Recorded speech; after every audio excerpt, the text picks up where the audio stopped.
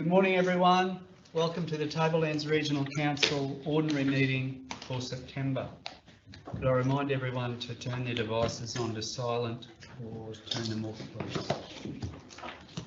Do we have any apologies?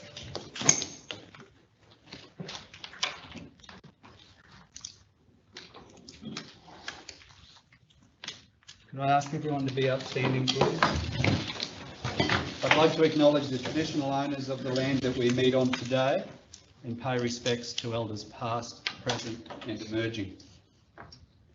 We'll now observe a minute's silence as a mark of respect for those residents who have passed away during the previous month.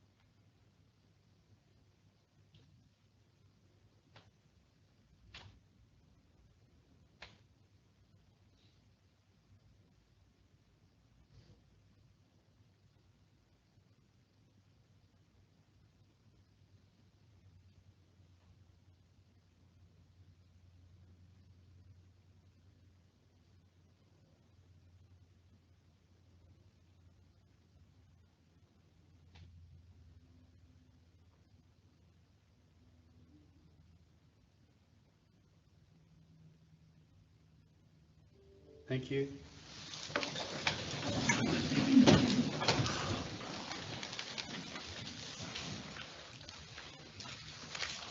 Item 6, councillors, declarations of any interest by councillors or senior council officers. Councillor Cardew. Yeah, thanks, Mayor. Yeah, I wish to advise I have a conflict of interest in item 12.4 of the September 2025 ACM, as I am related to the applicant. I will leave the meeting when this item comes up, and I will not take part in any discussion or vote on the matter. Thank you. Thank you. Councillor Barty. I have two. I'll be declaring that I have a conflict of interest under section 150E in relation to item 12.2, MA Green and MC Brigden reconfiguring of the lot. As I'm a close associate with some of the objectors, I'll be leaving the room while the discussion takes place and the vote is taken. And I also have a declarable conflict of interest in relation to item 12.3, the Mamu Health Service Limited, due to that my husband, Andrew Barty, has accepted an employment opportunity with Mamu. I could be presumed that my husband could benefit from the outcome of the decision today, and I'll be excusing myself from the conversation and the vote. Thanks, Councillor Barty. Through the Mayor, I wish to declare that I, as the Acting General Manager of Corporate and Community Services, have a declarable conflict of interest in relation to item 17.1, as my sister Tracy Stringer is an employee at the Tableland Community Housing Association Inc., which is the entity applying for gifted land 47 Kelly Street. Although not described conflict of interest, as neither I or my sister have decision-making roles, I propose to deal with the conflict by leaving the room while the matter is being debated and voted upon by council. Thank you. Any other conflicts? Thank you. Item 7, confirmation of the minutes. Ordinary meeting of the 28th of August. Now, councillors, we have at least one amendment here. The amendment that I'm referring to is from item 17.9. In the minutes of the August meeting, it was recorded that Councillor Bilney was the mover of item 17.9. Councillor Bilney was absent, of course, during that meeting, so it actually should read Councillor Barty. The records show that Councillor Barty was the mover of 17.9. Were there any other amendments to the minutes? So, councillors, with that one amendment, changing Councillor Bilney to Councillor Barty on 17.9, can we have a mover that they're a true and accurate record? Councillor Barty's moving. Seconder. Councillor Lang seconding. Those in favour? Carried, that's 7.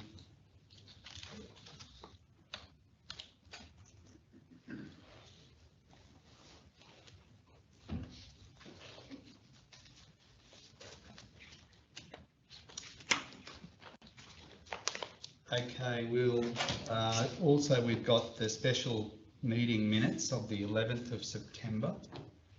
Could we have a mover that those minutes be accepted as a true and accurate record?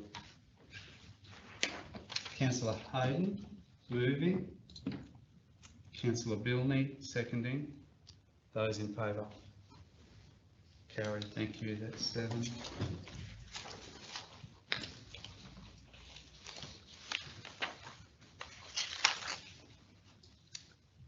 Business arising, actions out of the previous minutes, the ordinary meeting of the 28th of August, business arising.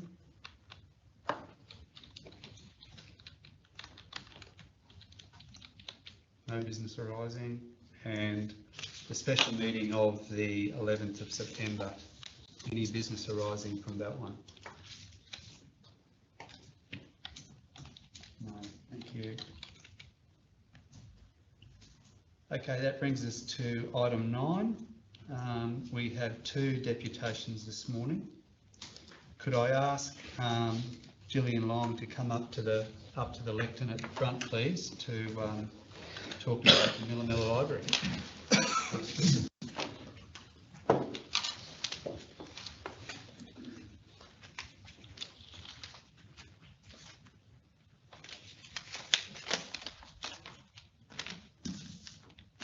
Mr. Mayor, councillors, my name is Dr. Gillian Long. I'm an academic, an author and the secretary of Millimilla Progress Association. Thank you for allowing me this time to address your meeting. I stand here on behalf of many residents who care deeply about the future of Millimilla Library.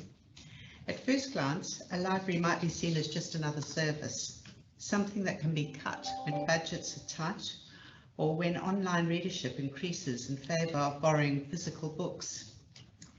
But our library is far more than a collection of books. It is the centre and should be the heart of our community. For children, it should be a place of discovery. In a world where so much learning is online and behind paywalls, the library could offer free and equal access to knowledge. It is where children from every background could come, not only to borrow books, but to attend story time and educational opportunities that will build a love of learning that stays with them for life. For older residents, the library is a lifeline. It is a centre meeting place in the town. It provides social connection, a safe and welcoming space, and access to services that many would otherwise miss out on. In a time when loneliness and isolation are real issues in regional Australia, this library offers community, dignity and belonging. For small businesses and students and job seekers, the library can provide technology and resources that support opportunity. Free Wi-Fi, computers and a quiet place to study or work. These are not luxuries, but essentials.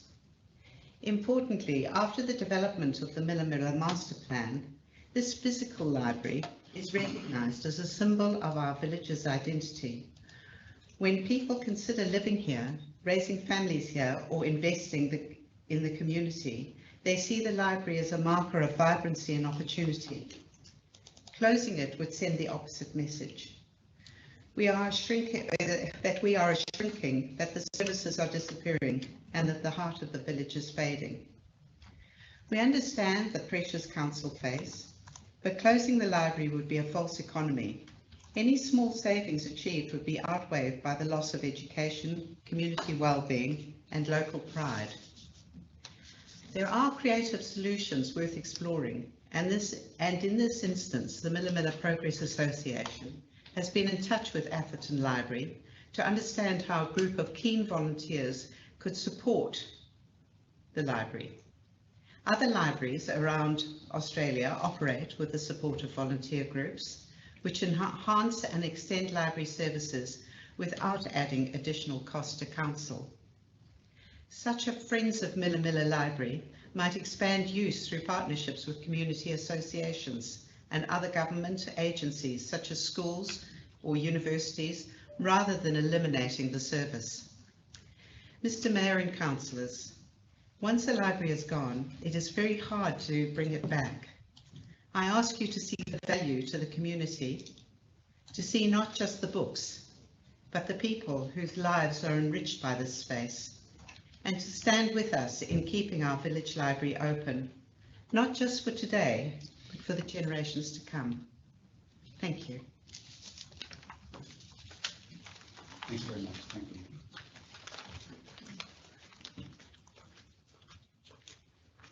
So that brings us to our second deputation. Could I invite Eden Rutherford and Blake Rutherford up to the front, please, in relation to item 12.4, L Spade, variation request to establish development rights consistent with the rural residential 4,000 square metre precinct structure plan and reconfiguring a lot 1 into 13 lots. Lot 438 on RN 6033, Pyramon Road, RAL 25/0008. Thank you. Hey Jackie, can we get that number? Yep. Thank you. Good morning. Thank you for giving me the opportunity to speak today. I'm here in response to A, the application for the proposed development of Lot 438 at Pyramon, B, the applicant's response to the 4 written submissions of concern from Pyramon residents who will be impacted, and C, the town planner's report that is presented today to council for consideration. I understand that the application pending approval today is comprised of 2 segments. Following council procedure, we, my husband and I, as adjacent landholders, put forward our concerns, as did 3 others, including Blake, representing his family and our father. I'm sure you have read them. Our emphasis was placed on the second part of the application, the development permit to reconstruct 1 lot into 13 residential lots.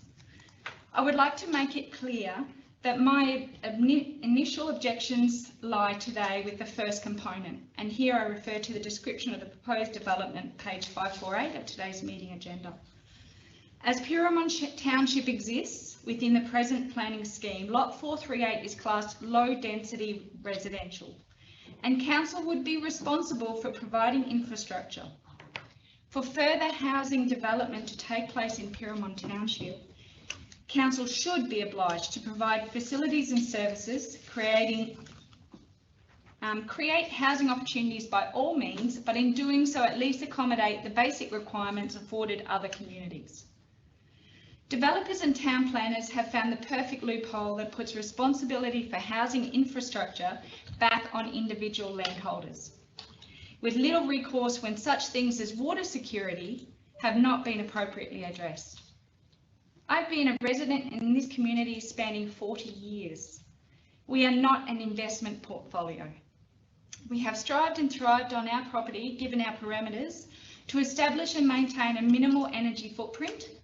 We are completely off-grid, have 85,000 litres of water storage, a Clivus Multrum compost toilet to council standard, and an energy-conscious home that houses planet-conscious people.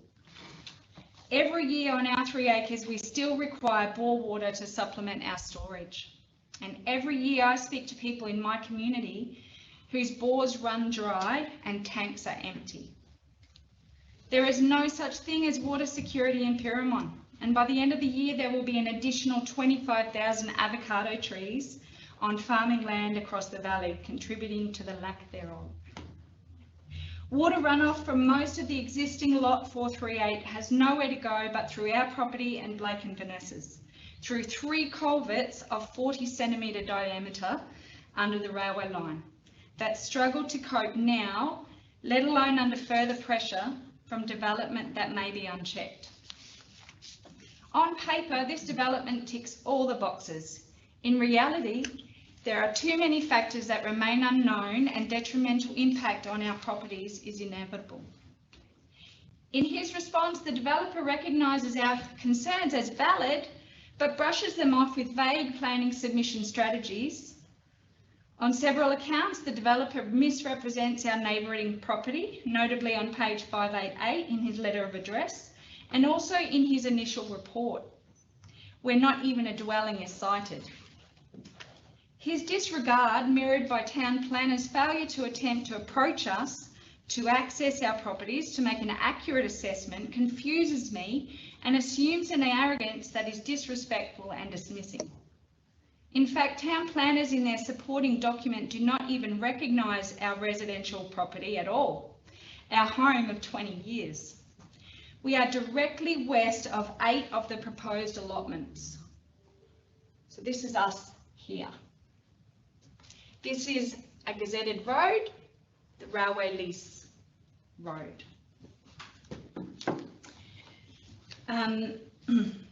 Here I note that on page 548, where it states, in the surround land uses to the east and west, agricultural land utilised for grazing and cropping that is in the rural zone, agricultural land precinct.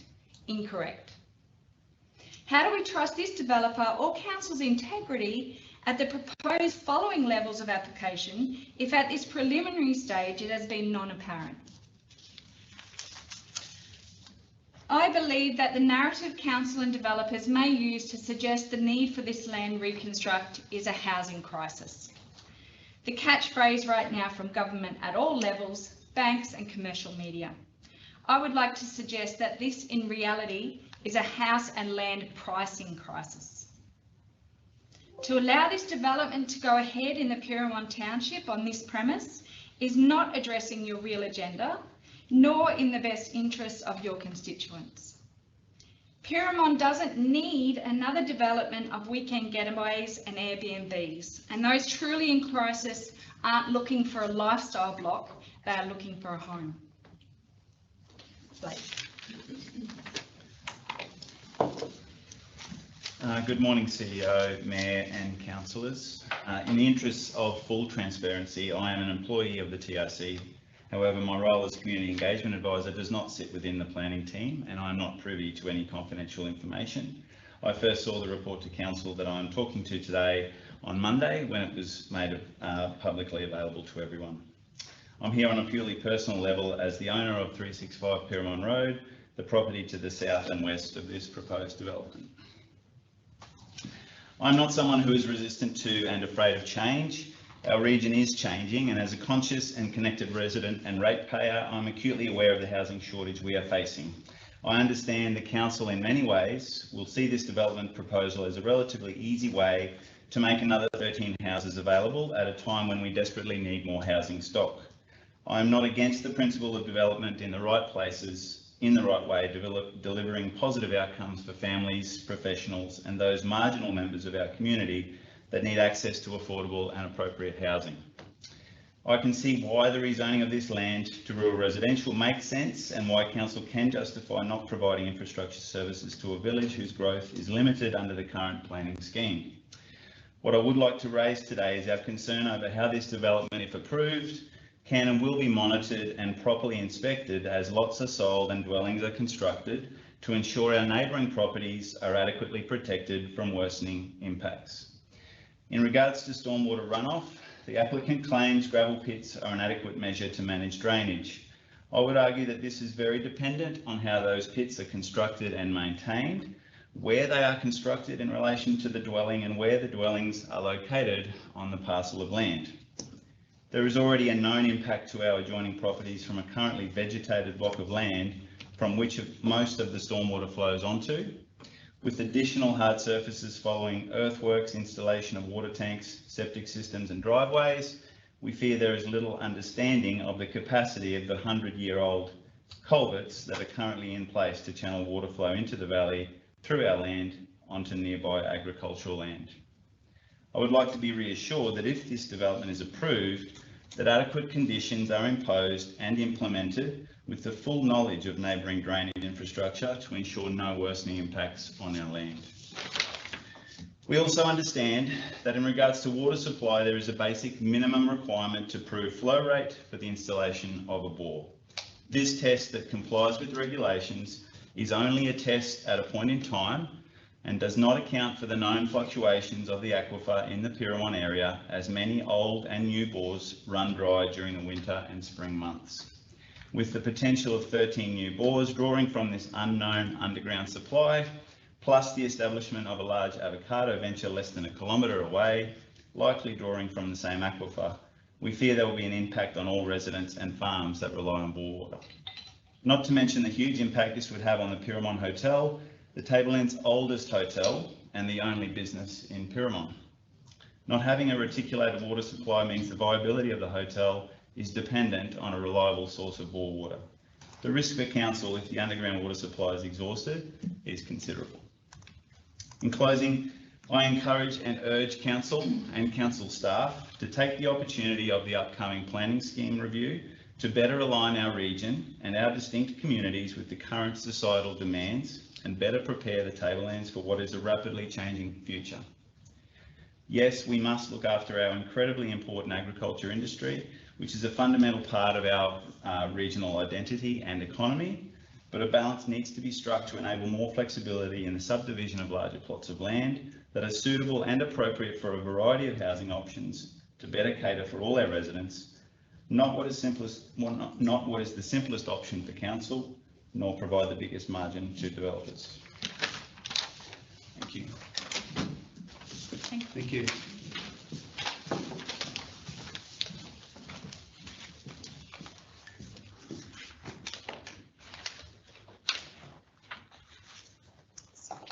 That brings us to item 10, councillors, which is the Merrill unit. Oh, okay.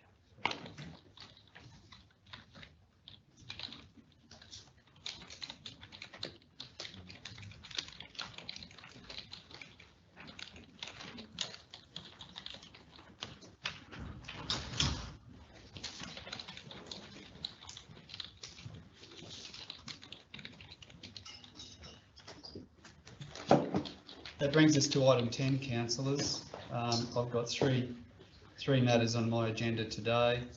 I'm tabling our TRC submission to the Queensland Redistribution Commission, which was sent in on Monday. That relates to the review that's currently underway of the state electorate of Hill. This is something that the state government has been driving. So we've lodged our submission this week, and I'll table that with my mayoral minute. The second item I'd like to talk about today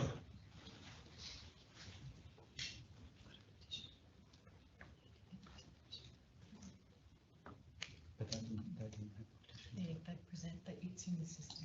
Okay, I'll come back to that. Thank you. So yeah, there's two water projects that I'll just update councillors on.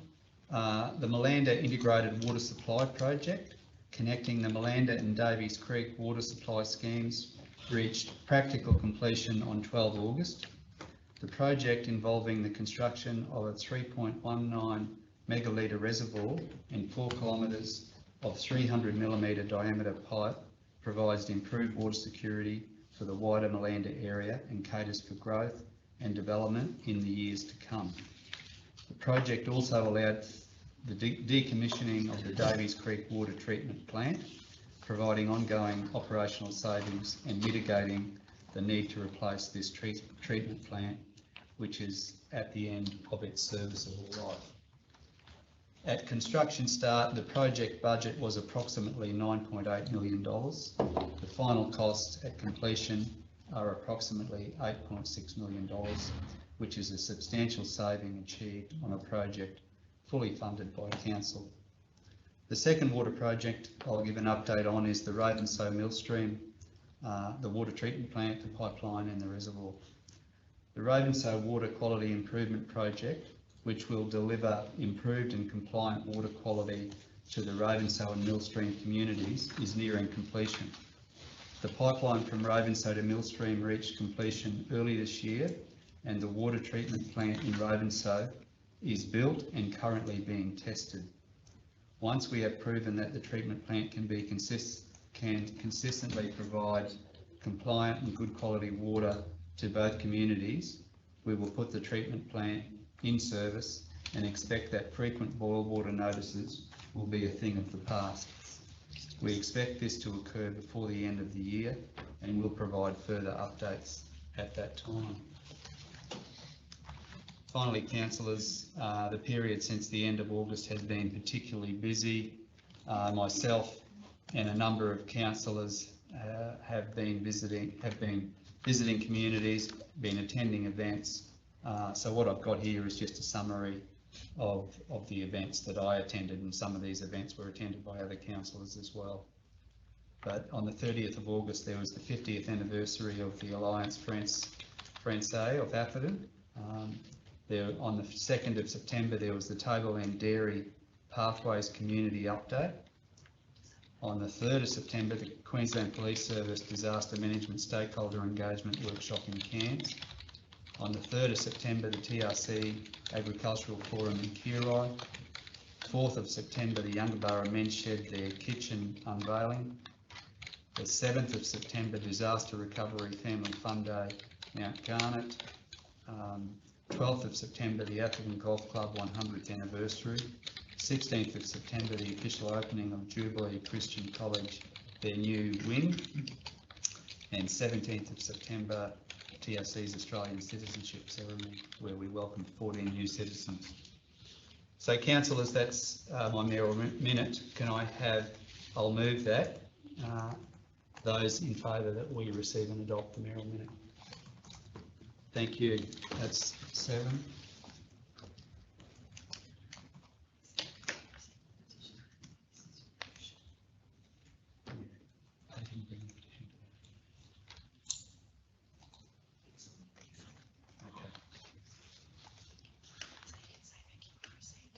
Yeah, okay.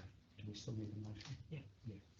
So councillors, I'm just going to backtrack a bit because Dr. Long did a presentation about the Millamilla Library, and there is a petition, and the petition has already been sent to council, which we've received. So what I'd like to do today is to move a motion that the petition to retain the Millamilla Library be received and referred to the CEO for consideration as part of the library review. Can I ask how many people had signed it? You can. 268. 268. 268, thank you. Yeah, so Councillor Billney's moving that we receive the petition. Can I have a seconder? Councillor Barty, thank you. Those in favour? Carried, that's 7.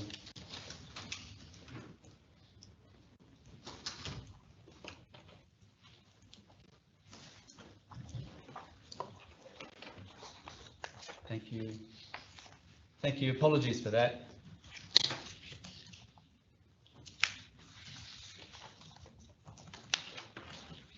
Okay, councillors, what I'm going to do now, I'm going to move a procedural motion to set aside the standing orders to bring item 12.4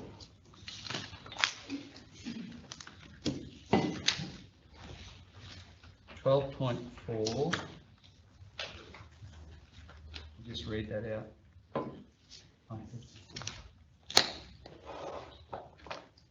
12.4, which is Elsfate variation request to establish development rights consistent with the rural residential 4,000 square metre precinct structure plan and reconfiguration of a lot 1 into 13 lots, lot 438 on NR 6033 Pyramon Road, RAL 25/0008.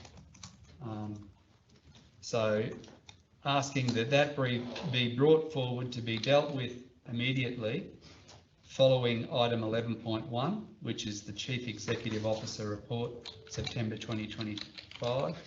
And once 12.4 has been determined by Council, the meeting will return to its published order of business. So can we have a,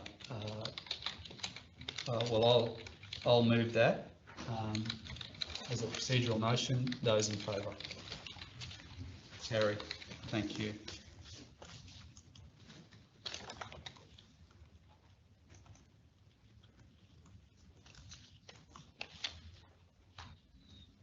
Okay, so now we'll go to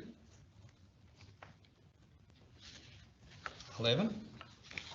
So item 11.1 is the Chief Executive Officer Report, September 2025. I'll hand over to the CEO. Thank you, Mr. Mayor, and through the chair. It's the cheeky Chief Executive Officer report, it would seem. Thank you very much. I'm very pleased to present the report for September 2025. First up, we actually had a very busy month. First up, we presented the Agricultural Forum. It was actually our second Ag Forum for TRC. We saw very strong representation from our primary producers, and they attended our Ag Forum on the 3rd of September at Kirai. There are at least 50 landholders and rape holders in attendance, and much of the conversation was around the recent increase to rates. We don't take the ratings lightly, and we hope that that frank and open conversation managed to explain some of the reasoning for Council.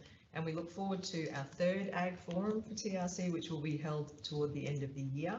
At that Ag Forum, we do want to have some speakers on native title claims and also on exploratory mining licenses, so that landholders can have a clearer understanding of the different rights and entitlements over land. In respect of business and chambers of commerce matters, just a congratulations to Atherton Tablelands, who elected a new committee last week. We look forward to working with all of our chambers, particularly as they undertake a very, very busy season. So we've got a lot of work happening, whether it's Herberton and Business Tourism Association or Ravenshoe Chamber or Yungaburra Association or Malanda. A lot of them are putting a lot of effort into the end of year celebrations and other upcoming events, so well done to them. I've stood up a revenue task force within Council, and that's to improve revenue collection that relates to planning and development activities. And this task force will ensure that all invoices are being raised when required, and that we also ensure there's appropriate debt collection so that we can reduce the impact to ratepayers of infrastructure relating to development. We've got a Living Well Expo coming up in November, so we're looking for exhibitors and demonstrators for our free Living Well Expo. It's going to be held on Saturday, the 15th of November at the Maryland Hall here in Atherton, and will run from 9 AM to 3 PM. It's a free family-friendly event, and it's really to celebrate community and connection, and we're very keen to hear from any community organisations, recreation clubs, experts on living well, health services, etc., about exhibiting at our expo.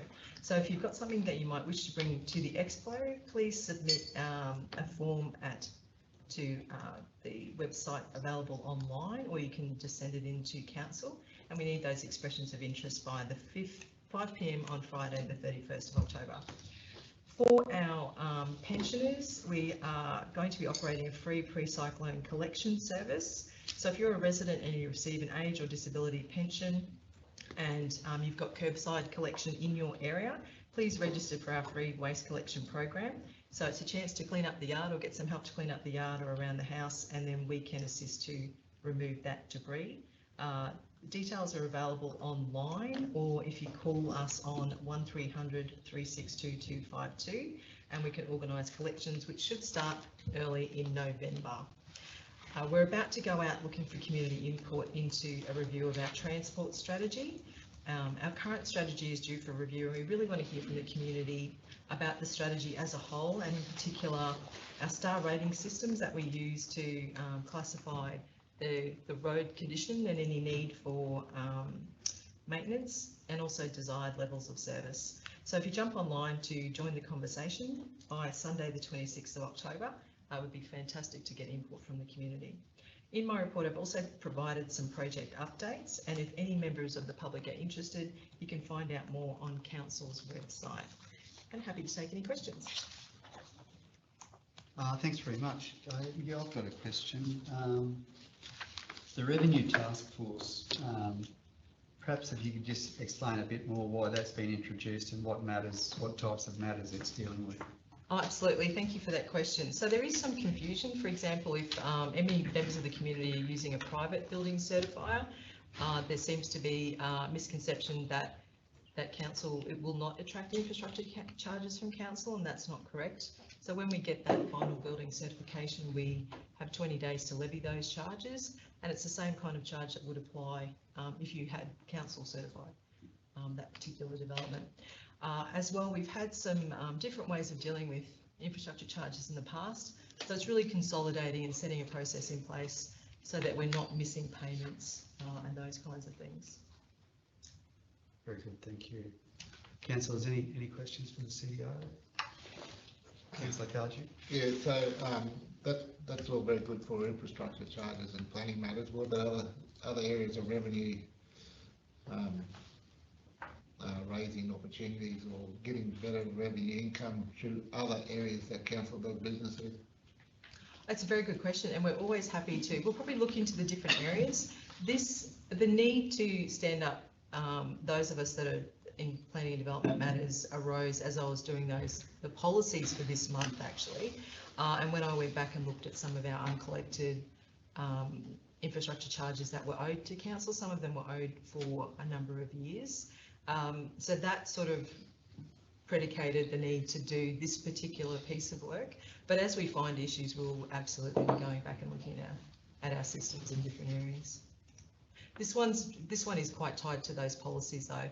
So if we're doing policies to the benefit of developers or those kinds of things, for example, the deferrals policy, which defers their payment by 6 months, we need to make sure that we've got those safety mechanisms in place so that if they have not come good on that agreement with council, that we do actually follow up and get that money. We sort of can't let these things go on for years. What about for levying rates and charges and things? Would that task force be doing now, like we've got, we had the ag forum with all the farmers, so are we going to be looking at the way we generate revenue through rates as well? And we've already got that in place. So for councils, it's actually prescribed the way that you deal with rates. Unfortunately, for some who have not paid rates and those amounts have been outstanding, councils do have the power to then ultimately sell the land. So that system is working quite well, in part because it falls within just the one area of council, which is finance. Part of the issue with planning and development is that you can't predict when developers will finish a development, and it's working across different areas of council. So it may well be that sometimes the right hand doesn't know what the left hand is doing, or the timing might mean that some of that revenue falls through the gap. So it's really just about having better processes in place in the planning and development space and our relationship with finance. But what you've just mentioned is something that wholly falls within finance, and the systems are already in place there. And I do think we are following up on quite a few outstanding, including from previous years. Yeah. Each year, sorry if I may through that. So each year we do progress properties that haven't paid rates for a number of years to the sale of land process. So this year, last year we worked on about 14 properties, all of which paid, which is the great outcome. We don't want to get to the sale of land, but that's a step that we need to get to. This year we're having a similar sort of progress where we are working with those property owners to receive payment rather than progress to sale of land. But those activities take place every single year, and we're constantly providing debt collection activities. Yeah, I mean, I'm not. My question wasn't directed to specifics of whether it be planning or finance areas, but we have a whole rates and fees and charges policy, you know, where we generate all our income. Are we going to be looking at the whole thing? Is this task force going to be looking at all our revenue avenues? This particular one is particular for planning and development only, which is why it involves me, the person that generates the invoices in planning and development team and finance. So we're getting across this one particular area first. Some issues have been identified that we're working through with other groups. For example, it could be that and some of our waste transfer stations and our waste stations, there are different, some are being charged, some aren't, some are being charged different amounts. So we're working through the different areas to make sure that the charge is the charge and everyone is paying the same amount, and there's sort of, I wouldn't call it special treatment, but that everyone is aware of what the charges are and when payment should be made. So it's just part of a body of work. So as issues arise, we will go through it. One of the issues for this particular infrastructure revenue task force, these are not small amounts. These are very, very considerable amounts, into the hundreds of thousands. It's not uncommon for some councils to have them into the millions of dollars, which is why, so we're not sort of chasing small amounts of charges, we're often chasing very considerable amounts of money. And there is a higher risk because for infrastructure charges, for example, if you enter into an infrastructure agreement, the debt attaches to the land and not to the person. So it's a very different kind of agreement than, say, you might enter into if you bought a car or something like that. So the problem is that debt can then transfer to a new landowner. Someone might buy a house and not even realise the developer has not paid the infrastructure charges, and then they're suddenly liable for often a $30,000 debt. So we need to make sure that we are following up and that we put protections in place for ultimately the new future owners. So I guess the core of my question is that you've created this task force. Once they've sorted out the planning issues, they then move on to other areas? No, it won't be the same group. So this one's very specific because they're actually staff that work within the planning and development team, and it's specific for things like infrastructure charges. But there are different groups, say in waste, that are looking at the way that they charge. So they're already different groups, but they're not a task force per se. I've stood this one up because of the amount of money that council may be foregoing, because ultimately the ratepayers have to pay that. Someone has to fund that infrastructure, but also because of the risks that exist. If you don't do it well, you're pushing the risk of a liability onto often an unsuspecting purchaser of a house or a block of land. So it's one that contains a great deal of risk. I think the other part of Councillor Carg's question, looking at a rates and charges review, well, we'll be having, Neil Castles will be coming back again this year to give us that grainy dive into all our rates and charges, because there's still a lot of work that needs to be done there. So I think that's the other part of Councillor Carg's question. Definitely. Will Councillor short-term Vardy? rentals fall under that review with Neil? There's no reason that they can't. So that's actually I was just sent another policy today that needs to be updated, which I'll look at doing, which is around incentives for, it looks like bulk goods stores, but I don't know if it's going to be good. But there's no reason that short-term accommodation. So a lot of councils are looking at short-term accommodation now because of for one, it's using a lot of infrastructure, and often there are disruptions to community members that live in the near vicinities. And a lot of councils are looking at introducing specific charges for short-term accommodation because it can return longer-term rental stock onto the market. And certainly Noosa has been really effective in that regard. I think it returns something like 60% of the short-term accommodation stock got returned to long-term rentals. And, in a place like that, you've got essential workers that are essentially being priced out of the rental market. But absolutely, it's open to council to look at that, and you do a very, very specific policy. And I do know we have had complaints about some unregistered, whether it's short-term accommodation or they're holding events and those kinds of things, and we are taking that very seriously. Just another Councillor Spanos. Just another part to our task force. Are we going to be looking at the perception that we're a difficult council to get planning and development across? I get that quite a bit, that neighbouring councils do everything they can to support development, and we tend to put in a few roadblocks. It's what I'm hearing quite a bit. Yeah. And I'm really concerned about that, because I would like for people to want to develop here, whether we support it or not in the end, but the fact that I'm hearing that we're really difficult to deal with, whereas other other neighbouring councils encourage it. So it's something that I'd like to think that we could look at and possibly, you know, just find out if that is true or not, you know? Yeah, and look, I've been in the planning and development space for quite a while in local government and led reforms in that area, and I can absolutely say this is not a difficult council to deal with. Everyone will say that council is difficult, but I've actually reformed processes in a council that was known to have been very difficult to deal with, and that's not the case. And certainly even when we introduced the infrastructure resolution last month to lift that cap, I did have a developer come in and meet with me only within days who actually laughed and said, you've been charging too little for too long.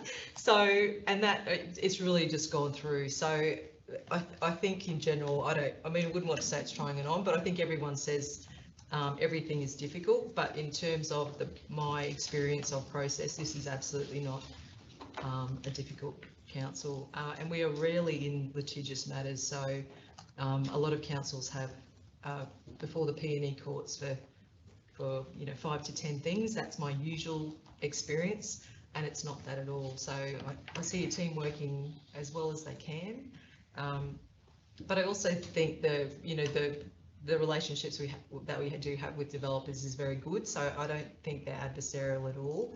But everyone will say it's difficult. They say that about every council, and they say every other council is really good.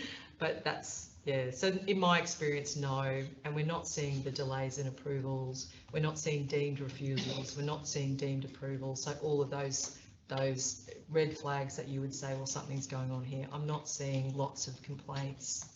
Well, that's encouraging. Yeah, it's actually fairly quiet. Okay, yeah, that's good to know. Yeah, but people, any developer, everyone should advocate for themselves, and if that is saying, well, that something's difficult, but when you put it in perspective, if you've sort of got knowledge of that whole Queensland space, then no. You get an idea that we aren't. Yeah. No. Yeah. Any more questions, councillors? Can we have a mover of the Chief Executive Officer's report? Councillor Spanos moving, Councillor Barty seconding. Those in favour? Carried. That's 7. Thanks, Councillor Kaji. Yep, we'll now go on to item 12.4. So 12.4, L space, variation request to establish development rights consistent with the rural residential 4,000 square metre precinct structure plan and reconfiguration of a lot 1 into 13 lots, lot 438 on NR 6033 Pyramon Road, RAL 25/0008. We'll hand over to you, Dan, to run us through that, please. Thank you, Mayor. This report relates to an application by Mr. Luke Spate seeking a variation approval to establish rural residential development rights over land in the low density residential zone and a reconfiguration of a lot approval to subdivide a 5.6 hectare property located at lot 438 Pyramon Road into 13 rural residential lots. The variation requests essentially seek to override the applicable provisions of the planning scheme in order to achieve site-specific land use outcomes. In this instance, the absence of access to council's reticulated water supply network represents a substantial impediment to the development of the site for low-density residential purposes consistent with its current zoning. The variation request therefore seeks to firstly establish a site-specific structure plan and precinct code facilitating on-site water supply alternatives in the form of rainwater tanks and/or groundwater bores, and secondly, to limit the future development of the site to a density befitting of on-site servicing arrangements and the prevailing rural village character of Pyramon.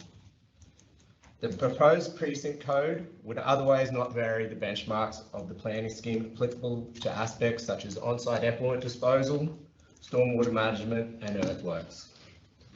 4 properly made submissions were received in response to public notification covering a range of issues, the primary ones being potential impacts on groundwater security and from stormwater runoff. Officers have given the matters raised by submitters thorough consideration, and their assessment concludes that between the recommended conditions, the benchmarks of the proposed precinct code and the benchmarks of the planning scheme that would have ongoing effect, the necessary safeguards would be in place to address any valid concerns at the time of subdivision and also at the time of dwelling construction. The application is therefore recommended for approval subject to reasonable and relevant conditions. Thank you. Councillors, questions for Dan? Councillor Varda? Dan, I do have a bunch of questions, and thanks for the presentation, guys. Just in relation to, like, there's a lot of concern with the water. Can you just talk us through that a bit more? Like, what are the triggers for, for going from a tank system to a bore system for those lots, and what protections are in place for those people already accessing bore water? Yeah, so, through the chair, Councillor Vardy. So there is a condition, there are conditions in the development approval, the officer's recommendation, requiring them to give us a demonstration prior to plan sealing that they can actually either service the lots via rainwater tanks, and there is a Commonwealth guideline that we are able to make it, you know, a fairly solid determination based on the annual rainfall for the area, that those lots will be able to subsist solely on rainwater tanks, and if they can't demonstrate that, then they would also have to give us some analysis of groundwater supplies in accordance with the Epping-Curock Development Manual, which has a procedure for doing that. With I noticed there's 2 bores already on the subject lot. How does this development affect those? Do they have to also be subject to testing? Yes, Yeah. and I've actually only just this morning been handed the tests if councillors would like to see them. Yeah, and they meet the flow rates under the. And the flow rate, is that 1 litre per? 1 litre per second for a 4-hour pump test. Okay, yeah, so those 2 bores that are already there will just be sold in relation to whichever lots they're in the proposal, so that, yeah. Within the relevant lots, yeah. Will they also have to put in tanks then, those 2 lots? That's at the, well, if they can demonstrate that they can subsist solely on the bore supply, the planning scheme provision that would continue to prevail would say they'd still need to have like a reserve tank for firefighting purposes. That's the 10,000. And an auxiliary tank. Yeah. Okay. Yeah, but they wouldn't have to have a main supply. They wouldn't have to have. So if you don't have a supplementing bore water supply, then you have to have a 90,000 litre tank under the planning scheme. Rainwater tank. Yeah. All right.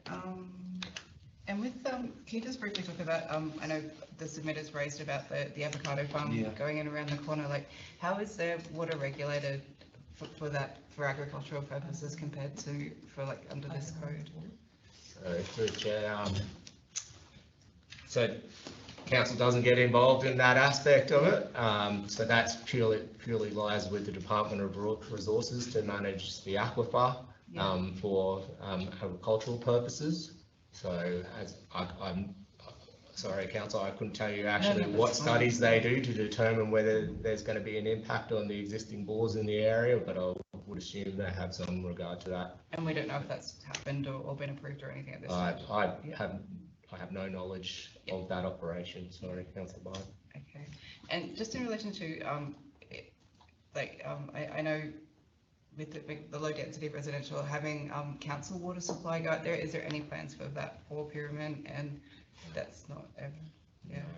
So it wouldn't be economical to do that from an asset management perspective. Yeah. So you have approximately 2 to 3 kilometres. It's in some ways it's comparable to the Davies Road, the Johnson River Estate Melander connection. But in that instance, you had a whole heap of infill development along that route. You had 150 lot subdivision that was proceeding that was going to benefit from it. It's nothing but agricultural land between Pyramid and the reservoir for Melander. So there's no, like when you're talking about sort of unit rates and returns for your investment, ideally if you were going to install 2 kilometres of main, you would have connections all the way along that main. Yeah, okay.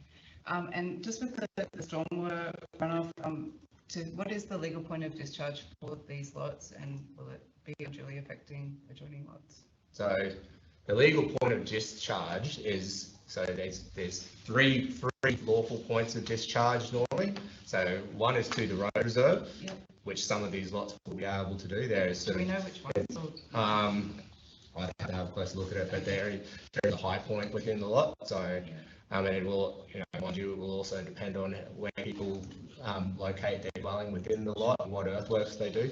But in terms of lawful points of discharge, so the road is one, a drainage easement is one, which does not exist on this lot at the moment. But if that were to be proposed prior to plan sealing, that's probably something that we could discuss. It's not always a better option. We've sort of seen that in areas like Rangeview where people don't maintain, because it's on the landowner to still maintain the easement. And then the third way for stormwater to discharge lawfully is for it to basically level spread, sheet flow across the lot, across the boundary. As long as it's not being concentrated to a point, then that is a lawful discharge. Okay. Yeah. But it is perfectly legal for one residential lot to level spread discharge across a neighbouring block. Okay. So if the neighbouring blocks do notice a negative impact from that, what is their recourse? Like, can they approach council about that? How does that work if there's a worsening? Yeah, well, it depends on the nature of the issue, because we regularly get complaints from residents that, like Rangeview is a classic example where people either aren't maintaining the drainage infrastructure within their block, say they've got a spoon drain or something that's within an easement, or they've directed a downpipe or something, or built a spoon drain that directs concentrates flows directly into the neighbouring property. It's a case by case.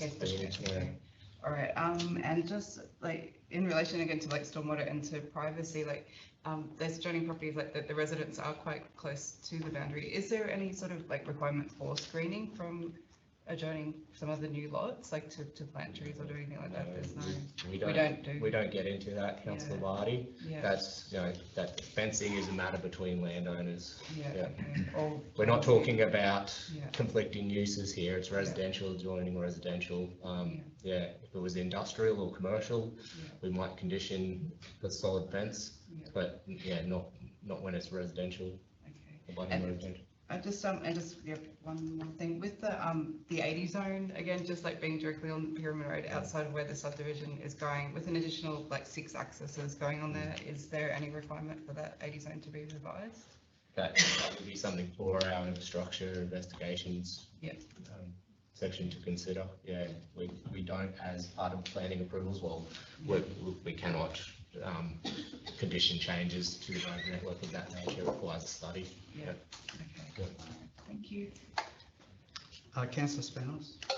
Dan, just coming back to the bores that we have there, the 2 bores that are there currently, have they ever run dry, do we know? I'm not aware, but I have the results. The reason I asked that, we're looking at agriculture, 20 odd acres of avocado trees going in, additional properties going in there. This concerns, I must admit, this does concern me. I think about that because at some stage those people may need to find other sources of water. So,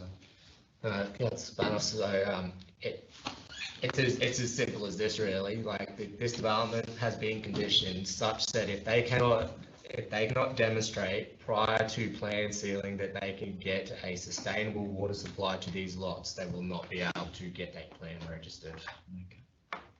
Working within the relevant guidelines, which is all we're able to do. I appreciate that. Dan, I have a question, and may not be one that you can answer, but given that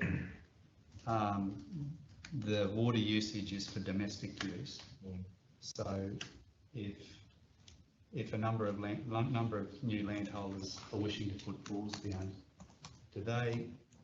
do you know if they have to when they do their capacity test on their bore, if they have to assess whether the water level in nearby bores is affected when they pump? Is that a requirement? I don't believe so. At the same time, there's a number, so like I'm looking at the requirements under the F&Q ROC manual at the moment. So when they do their tests, they have to do them in accordance with AS 236, which is test pumping of water wells. So whether there is something in that Australian standard which requires them to have regard to what's going on in an adjoining lot in terms of their bore supply, I would have to look into that further. One other question I've got, in terms of, with stormwater drainage, it does say the developer must ensure a non-worsening effect on the surrounding land. So, I mean, it'd be important for neighbouring landholders to have some baseline evidence of what water flows look like during rain events, wouldn't it? It'd be useful to have that. Have that sort of evidence. Otherwise, it's you couldn't really verify whether it was worsening or whether it was. Mr. Mayor, typically you would address a condition like that by preparing a stormwater management plan, having an RPEQ prepare a stormwater management plan.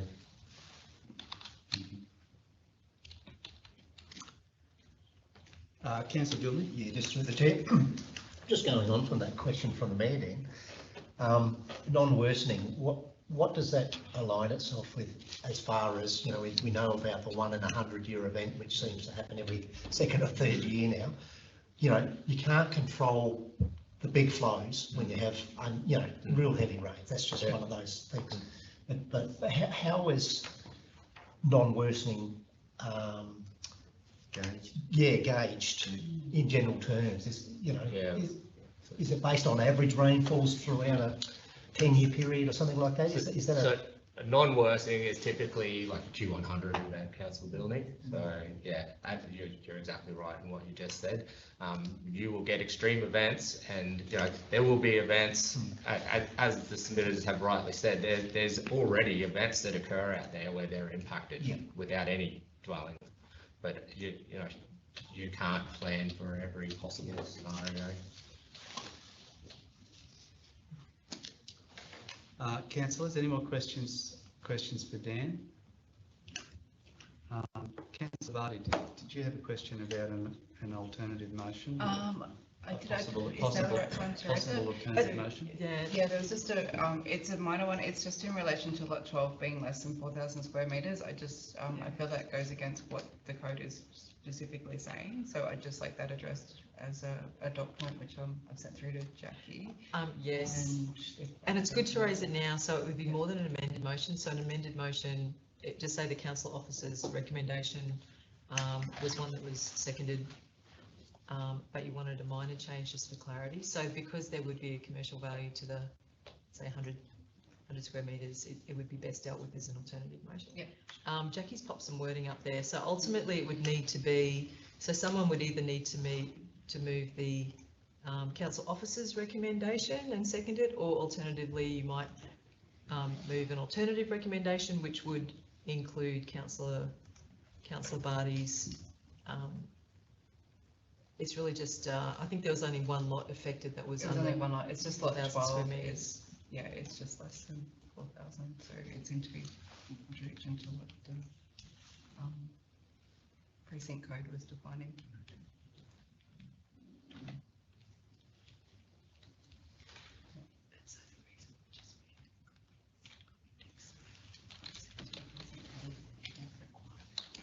Number E.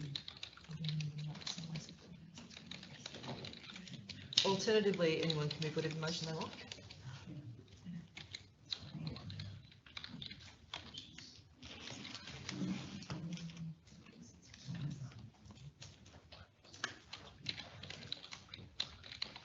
So, Councillor Barty, at the appropriate time, is this something you'd like to move this? I'm happy to move the alternative. Yep. Yeah. Okay. So this is the alternative. Yeah, this is the alternative. But do we have to move? Do we have to put the? No, because no one's moved and seconded the council officer's recommendation. So there's no.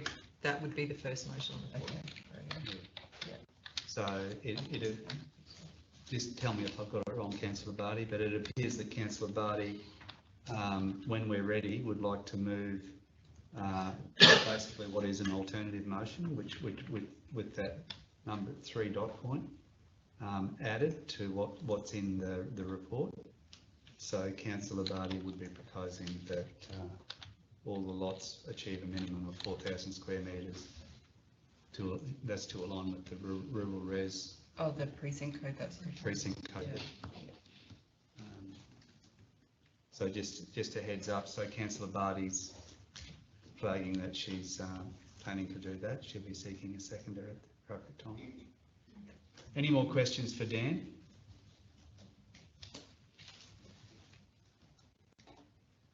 Okay, do we have a mover of a motion?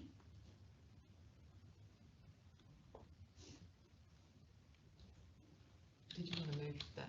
You Oh, want do I to move my alternative? I thought Yeah. that was the original. Okay, yeah. Well, Well, the I'm no- just yeah, asking, yeah, I'm just asking, do we have a mover of a motion? I'm happy to That's- move the alternative, yeah, okay. So Councillor Vardy is moving the motion that's up on the screen with dot point 3 added. 0.3, yeah. Do we have a seconder?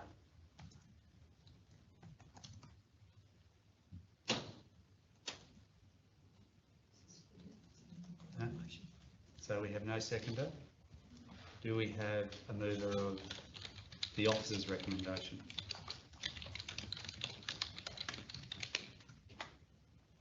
Councillors?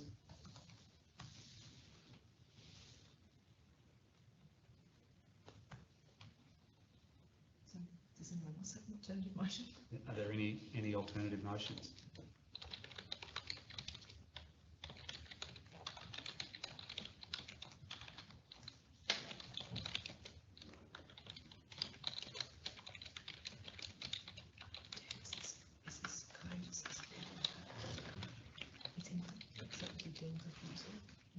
So this one, if a decision is not made today, will be deemed a refusal, and the developer, of course, will be able to appeal that decision. And you may choose to move a motion to vote against and refuse it as well, but just a reminder that you need to do it with reasonable and relevant conditions under the Planning Act. So it takes you back to that session with Wendy Evans. Because ultimately, if there is an appeal, we will be relying on those reasons. If Councillor Vardy was happy to move her alternative again, I'd be happy to support that. So that would be a second. Would you like to? But I feel if nobody else is on board with it, maybe we need to talk about this a bit more and come up with another motion that makes everybody happy. What's the issues, guys? The final date? Yeah, I think we're concerned about the water. concerned Can we about talk the about the water some more? No, it would go deemed refusal if we haven't issued a decision notice by a particular date. Oh yeah, that's when you're. What date is that though?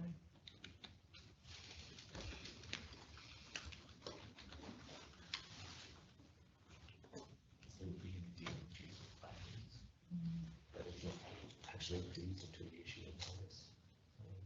No, but if you don't make a decision by statutory date, it's also deemed.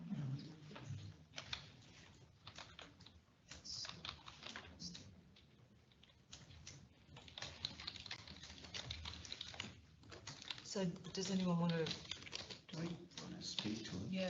or move a motion to refuse it and then get a seconder and Well, I've got concerns about the water, to be honest with you, that's my concern, my greatest concern. You know, if all they have is poor water out there, outside of their rainwater, of course, that concerns me, yeah, I don't want it to be something that we need to deal with afterwards. And once this is all developed and there's people living there, and we have an issue with poor water, then council's got to deal with that. Councillor Billy? Yeah, through the chair, I'm with probably the majority of councillors concerned about the water. If it can be proven, and I know it's conditioned in the approval that it's got to be demonstrated that water is secure, if that can be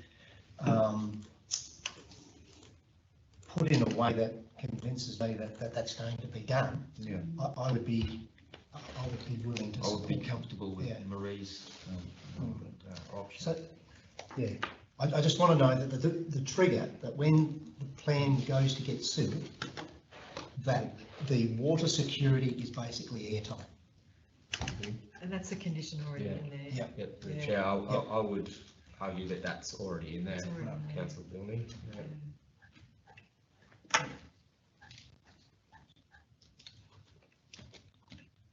So if you refer to condition 5.5. Yeah, I've read that, Yeah, but, yeah. you know, we don't, as councillor Spanner said, we don't want to have to be dealing with water issues after the fact. So that's already, that condition's in there, but I think what you're also suggesting is you want us to be very conscious of at that time to make sure Yep. it's done. And that's something that we can flag internally. Are there, apart from the water one, are there any other issues or conditions? Is it mainly the water one? So, so it's, does anyone have any issue with the minimum lot size 4,000 square metres? So ultimately, the alternative motion was okay. Yeah, but you want that certainty around the water. Absolutely, so I would accept what Marie's just put up as an option. However, yeah, more certainty about the water, but I understand what you've said there, Dan, I really do get that. It really is, I don't want to leave a legacy that means that we've got to deal with this, you know, down the track, I really don't. And I think it's that impact on existing landowners as well, that if they're already having issues, and Absolutely, it makes yeah. you very conscious. So. You could always make the decision about plan seal, you could always bring that back to council, subject to, so we could add it. So it could proceed, and then council needs to be satisfied before plan seal that the water security has been properly dealt with. How would that work? We could do that. Because then it would be flagged in the system as something for particular consideration. So another dog. So that would be dot Sounds point like a good 4. Yeah. And that would be that the decision as to whether to plan seal be, Coming, councillor Hayden, just let him. sorry, be a matter, be brought back to council. How would that work, Yvette? And subject to council being satisfied regarding.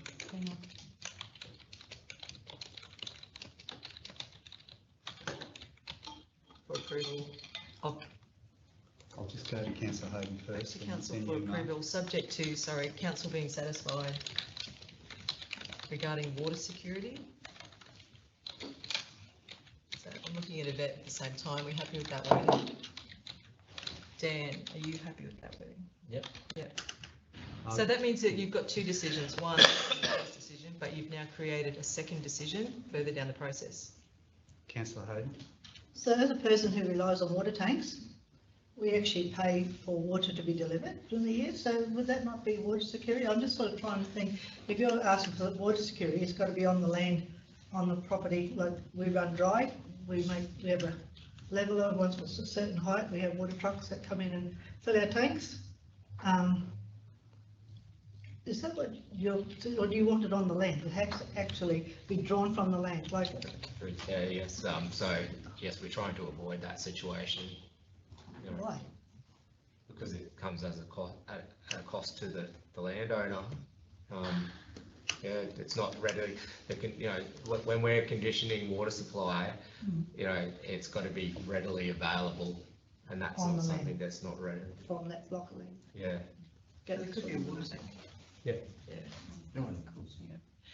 And then that will be a further decision that you make, so you'll be able to look at what justification they've put forward to demonstrate water security. Yeah. Okay. Are you happy with that wording, Dan? Yep. Yeah, and Yvette, you're happy with the wording?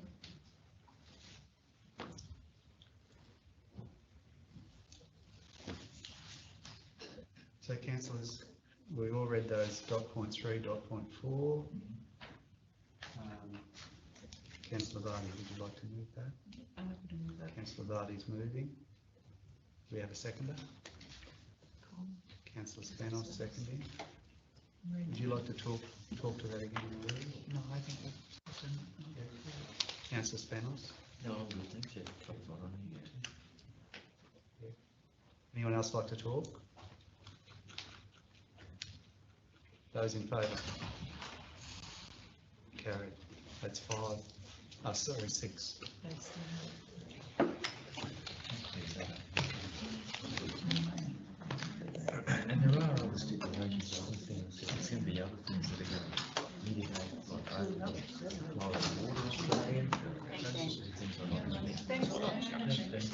see in a second anyway. Yeah. Well, we do, well, this is, all you do, it's under the planning. Yeah, I see that. You push delegation to council officers, and all you've really done is brought that decision back. So it's not, it's just getting the wording Correct. right, and then it's flagged in the system. Yeah. So rather than me doing Plan seal, doing it will come back here first for a resolution that I can. Is there an approximate timeline on that? Not really, it just. No, depends you on never once it really know. needs- Sometimes things take years, sometimes things happen quickly, so, yeah. But it's flagged, it'll be flagged in the system as a decision that the chief executive or the future GM can't make until it comes back. Sorry, Mark, I didn't get to you. Sorry. That's no longer relevant, thank you. I said I would, all right, so that brings us back to our standing orders, councillors, where we return to the agenda that was published. And so we now go back to 11.2, Investment Incentive Policy Review 2025. I'll hand over to the CEO. Thank you, Mayor, and through the Chair. This is the two policies that I'm speaking to. For this one, though, it's the investment incentive policies. Existing policies that were either due to expire in coming weeks, or they were due to expire for this one within a year. So this incentive policy, the original intent was to incentivise and create an economic stimulus for particular kinds of dwelling that council wanted to see. In the existing policy, there's reference to secondary dwelling. Councils are not able to charge infrastructure charges for secondary dwelling, so I've removed reference to secondary dwelling. There are some minor proofing edits. For example, the definition of secondary dwelling is still in there, but it will be removed from the policy that is made public. So this policy specifically provides a waiver of up to $100,000 of infrastructure charges on eligible projects. It has a cumulative value of $2 million, and it has had effect from 1 July 2022 until at this stage the value is reached and it's fully subscribed.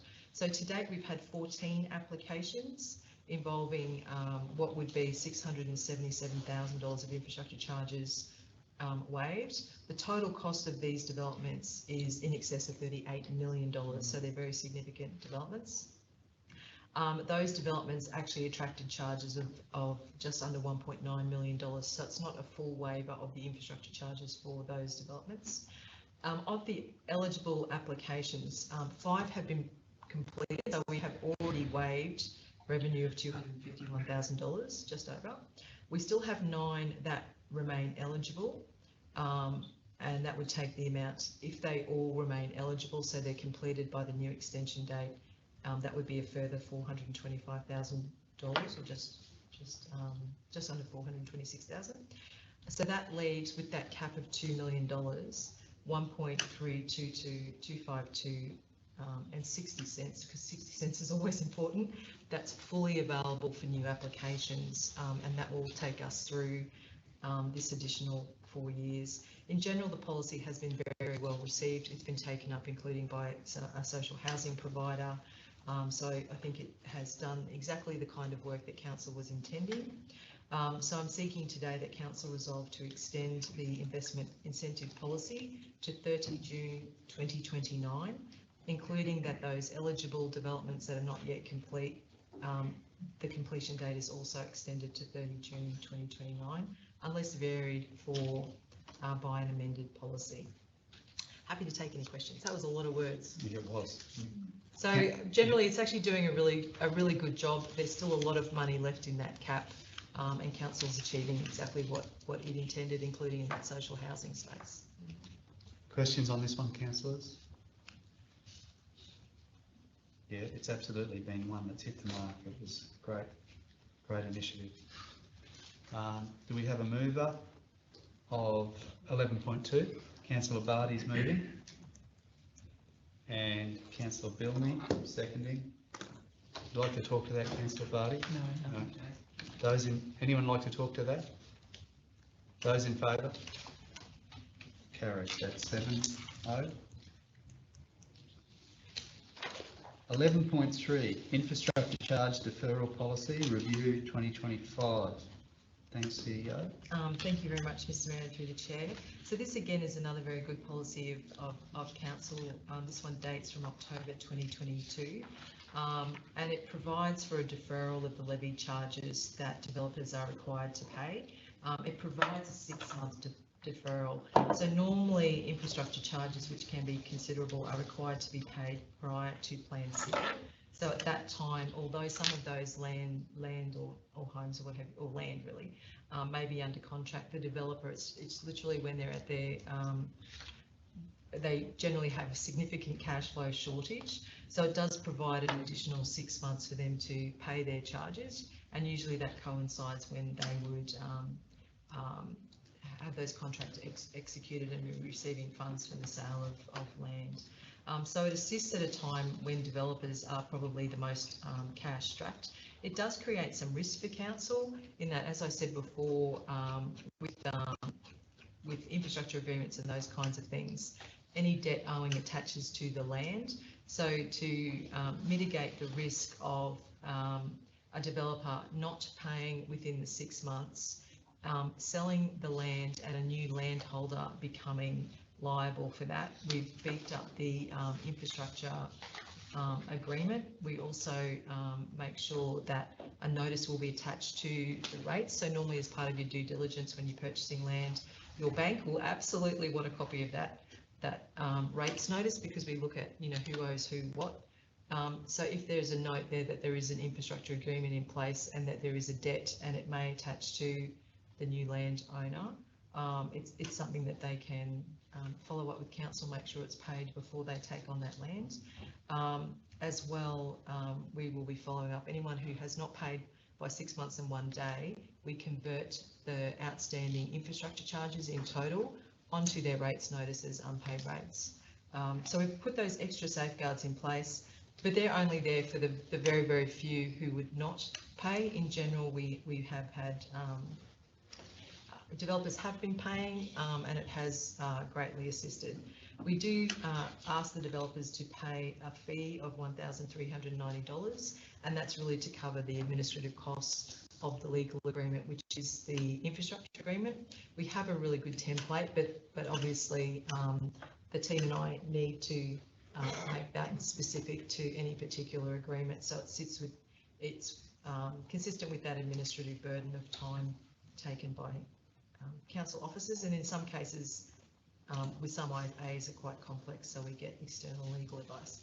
So my recommendation for council is that we resolve to extend the infrastructure charges deferral policy for a further 4 years, and that would take us to the 27th of October 2029. Any questions? Councillor Barbie? In a situation where if council failed to put that there was an infrastructure agreement in place onto a lease notice, who would bear the burden of that?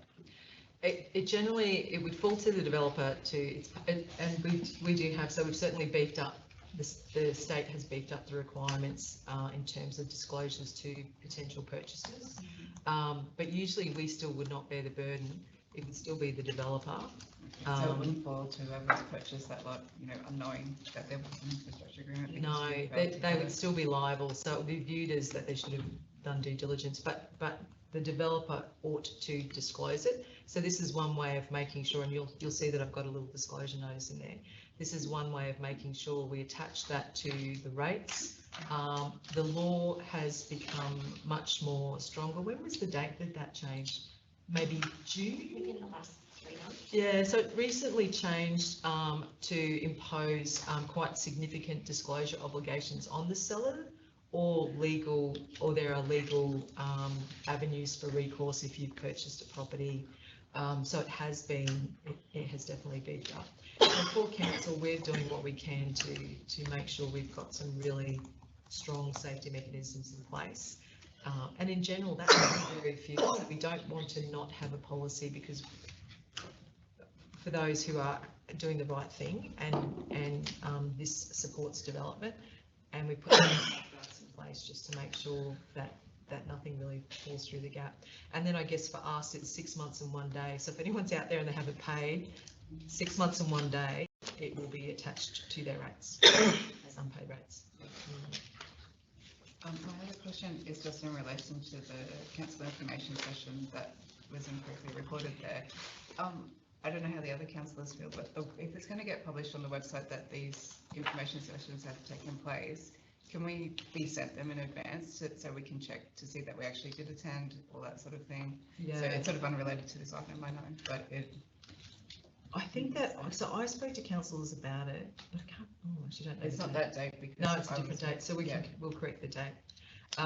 So if anyone in the community is listening, we now publish councillor information session agendas so that members of the community can see exactly what information is being provided to councillors or what the topics are, and then we record those dates. And so they're now available online, but no, we will absolutely check that. And they can be, checked by councillors before they're published online, because there is, like not recording when people are away. So what you'll find online, it's a one page and it will list the sessions. As it is a meeting, we do keep meeting notes, but it's not an official transcript, and I chair those sessions, so it's not an official meeting of council. That needs to be done in public, and certainly no decisions happen at those meetings as well. If anyone's concerned there's anything going on behind the scenes, it's not. We do very well at our council information sessions. But no, we're happy to share the agendas in advance, because we do often change around those council information sessions as well. Final call, councillors. Any questions for the CEO? Do we have a mover for 11.3 and seconder? Councillor Spanos moving. Seconder, Councillor Bilney. Those in favour? That's carried, that's 7. 11.4, annual review of statutory delegations.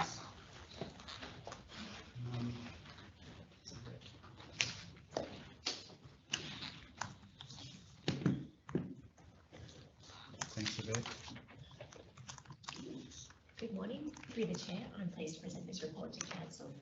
Section 257 of the Local Government Act requires the TRC conducts an annual review of the delegation of statutory powers from Council to the Chief Executive Officer. This review is being conducted and is presented to Council for noting. TRC delegations are based on the model delegations provided by the Local Government Association of Queensland. However, additional powers have been included where they have been identified by the organisation as being required to conduct its operations efficiently. No changes to the delegations have been made that Council has previously endorsed. I also note that TRC is currently progressing the migration of our delegations registers to an online platform that will directly input to TRC's website. It's anticipated that this project will be completed towards the end of 2025. Thank you. Any questions for Yvette? Councillor Bilney.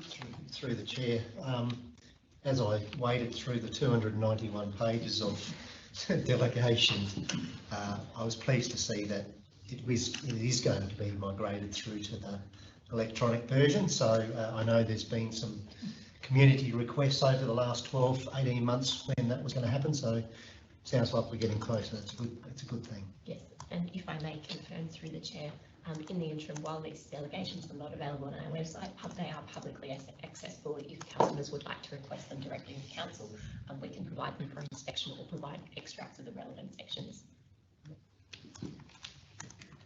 Very good. Any more questions, councillors? Do we have a mover of the officer's recommendation for 11.4? Councillor Lang moving. Councillor Hayden seconding. You wish to talk to that, Councillor Lang? Councillor Hayden? No. Those in favour? Carried. That's 7. Councillors, it's already 10:30. I suggest we might take a 10-minute break just to break things up a bit. So we'll come back at 22, please. Okay, councillors, we'll reconvene, and we're actually up to placemaking, item 12.1, JKD Proprietary Limited, material change of use for workforce accommodation, lot 10 on SP 18 1626, located at 2 Kennedy Highway, Tolga, MCU 25/0014. I'll leave you for that one, Dan. This report relates to an application by JKD Proprietary Limited seeking council's approval to allow the 12 of the backpackers to be utilised for purposes of workforce accommodation in combination with housing short-term accommodation guests. The facility currently holds an approval to house up to 56 guests for up to 3 consecutive months at a time. This has enabled the backpackers to lawfully accommodate farm workers on working holiday visas, but does not extend to longer term work arrangements such as those under the PALM scheme. This is because the two are separately defined uses under the planning scheme.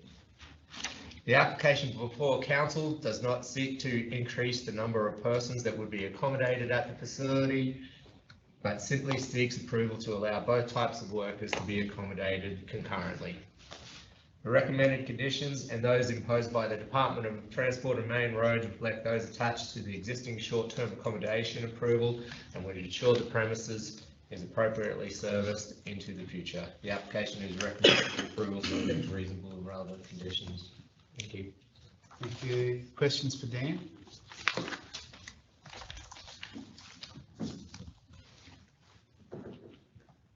Do we have a mover of the officer's recommendation?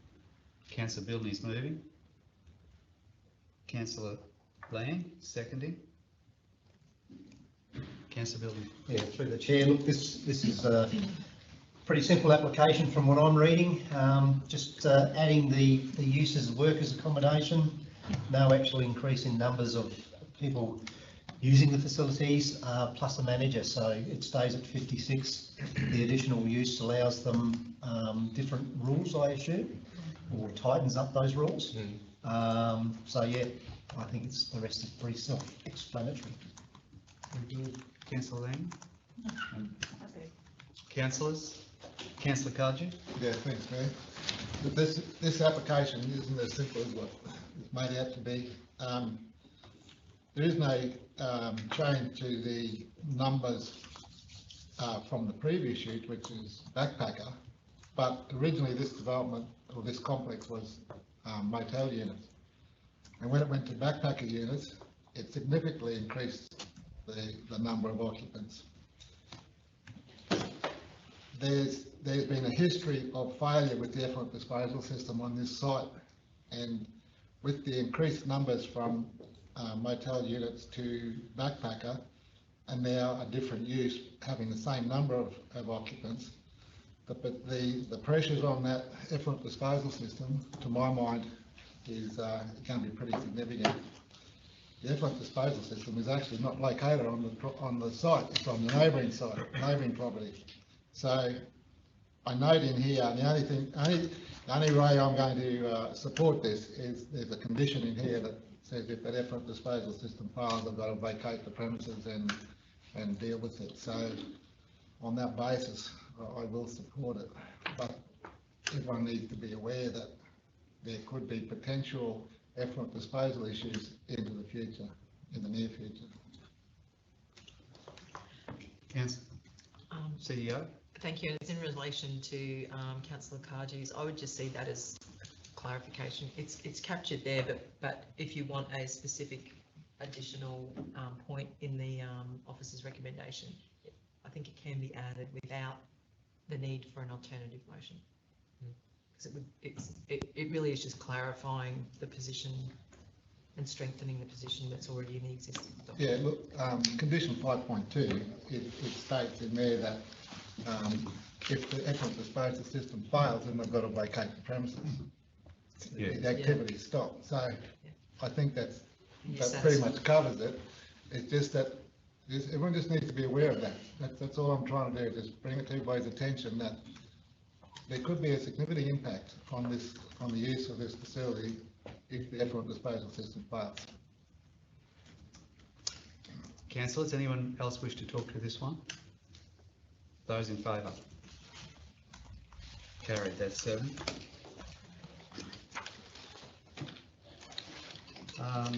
Item 12.2, thanks Councillor Vardy.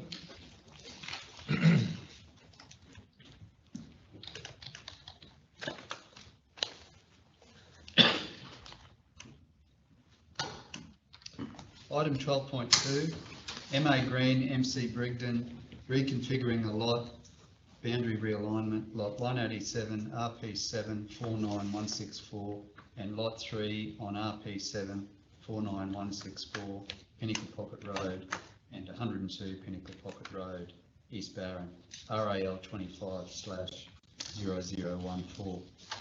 Over to you, Dean. Thank you. This report relates to an application by Mr. Martin Brigden and Ms. Marie Green seeking a reconfiguration of a lot to realign the common boundary between two rural zone lots located at 100 and 102 Pinnacle Pocket Road, East Barron. The lots have previously been held under common ownership for the purpose of the realignment is to place a water tank on the lot that it services to provide greater separation between the existing dwelling and the common boundary, and to establish a more practical location for the boundary fence at the toe of the volcanic mound. For the purposes of the assessment, the lawful point of road access to the lots is from the eastern section of Lee Hong Road, which is accessible via Thomas Road. This is because the western section of Lee Hong Road and the site's frontage to Pinnacle Pocket Road are subject to a temporary road closure. While the closure area has historically been used by the applicants to gain access to the properties, it forms a discrete parcel which has not been included in the application. The submitters have suggested that the subject lots might be accessed from Pinnacle Pocket Road via the closed sections of road. However, this is outside the scope of what can lawfully be conditioned under the circumstances. Consequently, the recommended conditions require the applicants to formalise any access works that have been undertaken to date to FNQ ROC standards to facilitate access from the eastern section of Lee Hong Road. The application is recommended for approval subject to reasonable and relevant conditions. Thank you.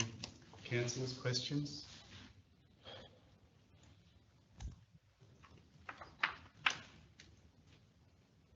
Do we have a mover of the officer's recommendation? Councillor Cardew is moving. Councillor Spanos seconding. Councillor Cardew. Yeah, thanks, Mayor. Look, I think Dan's explained it pretty well. It's only a boundary realignment, just to, like Dan said, give greater separation between the current boundary and the existing dwelling, which makes sense on a rural property like this, especially with different titles. So, one sells, the other one's not. Both these titles are owned by the same person at the moment, but if they become owned by different parties, then the separation between the dwelling and the current boundary, in practical terms, just makes sense to move that boundary and the like. And all matters to deal with access, well, they're separate matters. So yeah, I don't have a problem with it. Councillors, anyone else like to talk on this one? Those in favour? Carried, that's 6.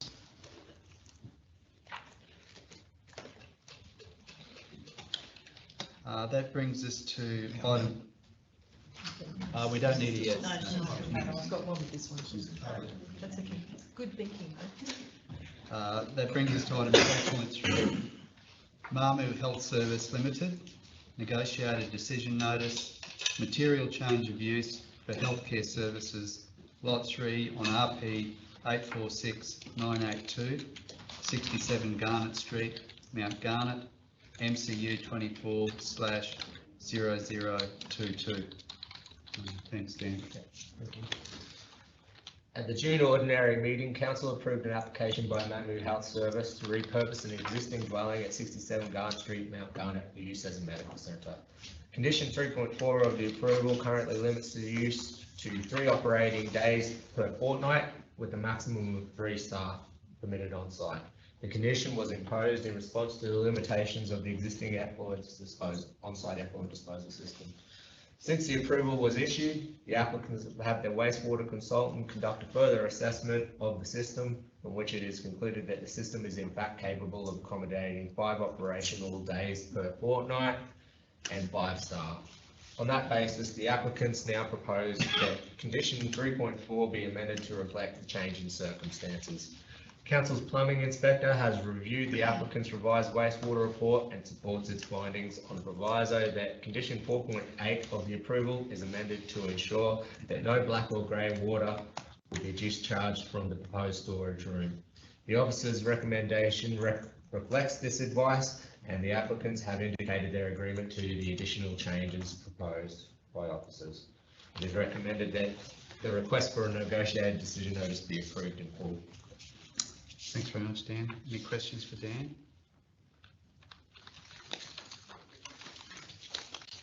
Do we have a mover of the officer's recommendation? Councillor Cardew is moving. Councillor Hayden seconding. Councillor Cardew? No, it was straight through, thank you. Councillors? All good. Those in favour? Carried. That's 6.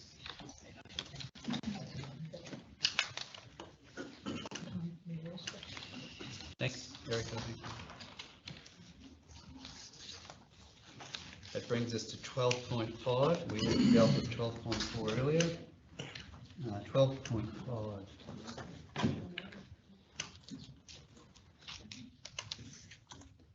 12.5, road name request, Cairns Plywoods Proprietary Limited, stages 11 and 12, Yungaburra Village Estate. Dan, thank you. This report relates to a naming request by Cairns Plywood Proprietary Limited, who are currently in the process of finalising the development of stages 11 and 12 of Yungaburra Village Estate. 3 new roads will be constructed in stages 11 and 12, and the developer has proposed 3 possible names for each road in order of preference. All of the proposed names have ties to former timber mill workers consistent with the existing roads in the estate. Only one of the 9 names put forward are on the list of approved names for the district under council's road naming policy, that being Delaforce Close. When a proposed name is not on the approved list for the district, council's road naming policy requires a request to be presented to council for endorsement. Consistent with the treatment of previous requests, road naming requests, which have been supported on the grounds that the proposed names are consistent with an emerging naming theme, the developer's first preferences for Road 2 being Cupid Place and Road 4 being Vanes Close are recommended for approval. It is, however, recommended that the developer's third preference for Road 3 being Delaforce Close be endorsed, given that it is on the approved list of names for the district. Thanks. Thank you. Councillors?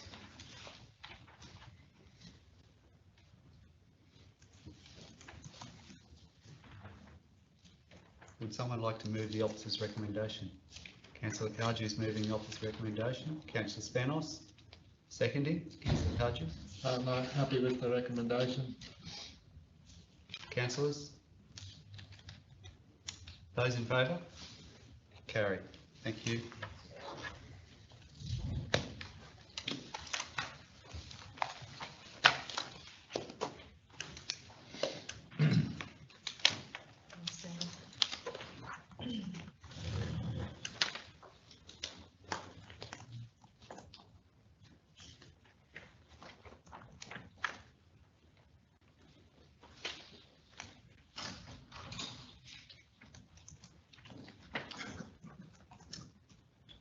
Okay, item 13.1 under infrastructure and environment, lot 20 SP 217226 Nye Street, Atherton, proposed RV park access request. Over to you, Mark. Thank you. Thank you, through the chair.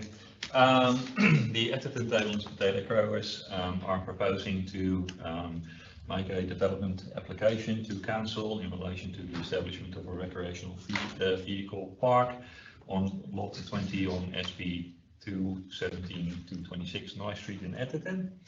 However, before they can make an application, they are seeking council's support to provide access to that lot through the rail trail reserve, as the lot is currently accessible from Rotary Park Road and from Crow Street, but would require significant geotechnical and vegetation works to make that physically possible. Access through the rail trail reserve would be easier and less work, and therefore most likely make the proposed development more feasible. So council currently holds a sublease with TMR over the rail trail reserve, which is currently not utilised as part of a recreational rail trail route, but potentially will be in the future. At least that is the intent in accordance with the cycling strategy that council endorsed previously. Under the sublease requirements, council can choose to sublease or provide a license over that land with TMR's consent provided by their chief executive or the director general. However, if council chooses to do that, it would maintain all risk in association with the use and loss and damages that occurred with the use over that land. So the other option for council is to actually choose to relinquish parts of its sublease for those parts of the rail trail reserve proposed by the developer to be utilised for their access to their lot, in which case council could approach TMR to suggest that they would be willing to relinquish part of their sublease. TMR would have to approve that and then have to establish a sublease directly with the proponent, with the developer. In that case, council would not be in control of that part of that land anymore, and also carry no liability risk for the use or any other matters. Alternatively, council could also decide not to support providing access over the rail trail reserve, either by sublease license or by relinquishing its current sublease. We've included two options in the recommendations, either providing basically access by relinquishing our sublease back to TMR, if TMR agrees to that, and then leaving it between TMR and the developer to establish a sublease in their favour, the favour of the developer, or for council to not agree to this access. I'm happy to answer any questions. Any questions for Mark?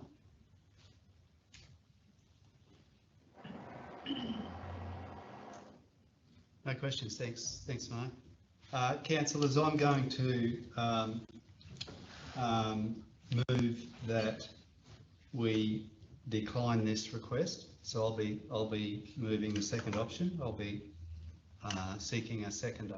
Is anyone willing to second that? Councillor Hayden's willing to second that. So councillors, I'll reserve my right to talk to this at the end of the discussion, but it's my view it's in the community interest that the railway reserve stays in public hands, and that we don't peel it off to landholders who actually have adjacent properties that just need a little bit more land to do what they want to do. That's not its purpose, and we need to preserve it. But I'll let councillors talk to their particular view on this one. Who would like to talk? Councillor Spanos. I must admit, I've always felt that the rail trail should be, because of a lot of the constituents that have spoken with me have said that they don't want any encroachment on our rail trail, which I understood, and I thought that that was the end of it. However, with this additional development, I understand that it's an ideal position for what they're looking to intend to do with this property. It does need access, and the access, of course, unfortunately, needs to encroach on the rail trail, which I'm getting a lot of constituents stating that they don't want that to happen. So I'm a little divided on this. It's a little difficult to make a decision on this, to try and appease everybody, and the fact that we're spending $100,000 in our tourism strategy to encourage people to come here, makes it even more difficult, because we've just suggested that we want people to come here, we want an RV park, we're hearing that quite a bit from people. So I have a really difficult decision to make here, and that's all I can say. I just want to mention that. So it's going to be a decision that I will make not very lightly. Yes, thank you. Thank you. Councillor Billington? Yeah, through the chair. Firstly, I'd like to acknowledge the applicant's proposal. I think an RV park on the Tablelands certainly holds opportunities for tourism, that's not in doubt. My concerns relate to the access via the rail trail. Rail trail is a public asset created and maintained for community recreation and overall well-being. Allowing commercial access, I think, definitely undermines this purpose. Council, I think, also needs to be consistent in its preservation of public land and not create precedents by allowing excision of rail trail land. A little while ago, Council previously rejected the attempts to incur into the rail trail for commercial benefit. So I don't think that's in the community's interest. Hang on, I've just got a technical thing. I think approving the access as prescribed is inconsistent, opening the door to further commercial encroachment. So the General Manager mentioned about the Tableland cycling strategy, 24 to 34, it was very clear in there that corridor is going to be future used by community and it is an important corridor. So yeah.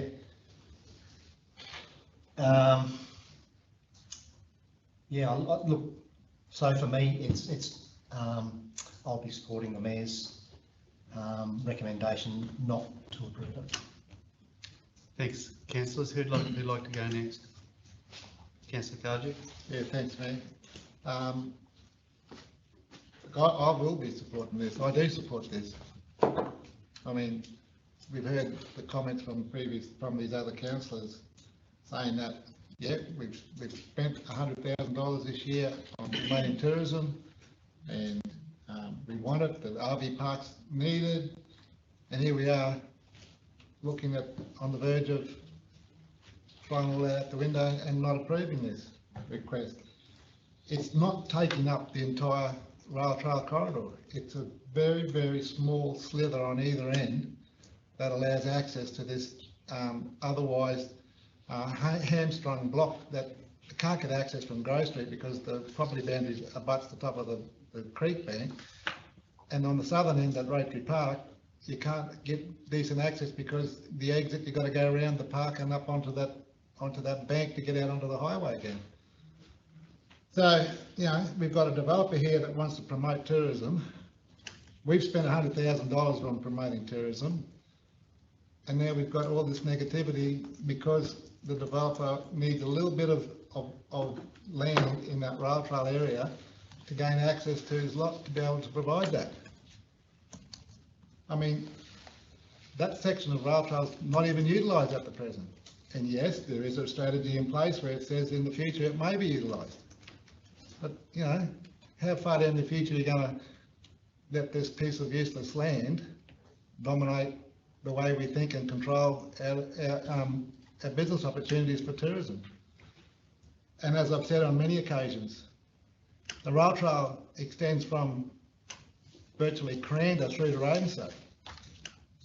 We all know the potential that may open up with the Herberton and Atherton Herberton historical rail people when they get that link done between Herberton and Atherton at Platypus Park to provide put the steam train back on the track. The potential for tourism opportunities along that section of rail trail will be enormous.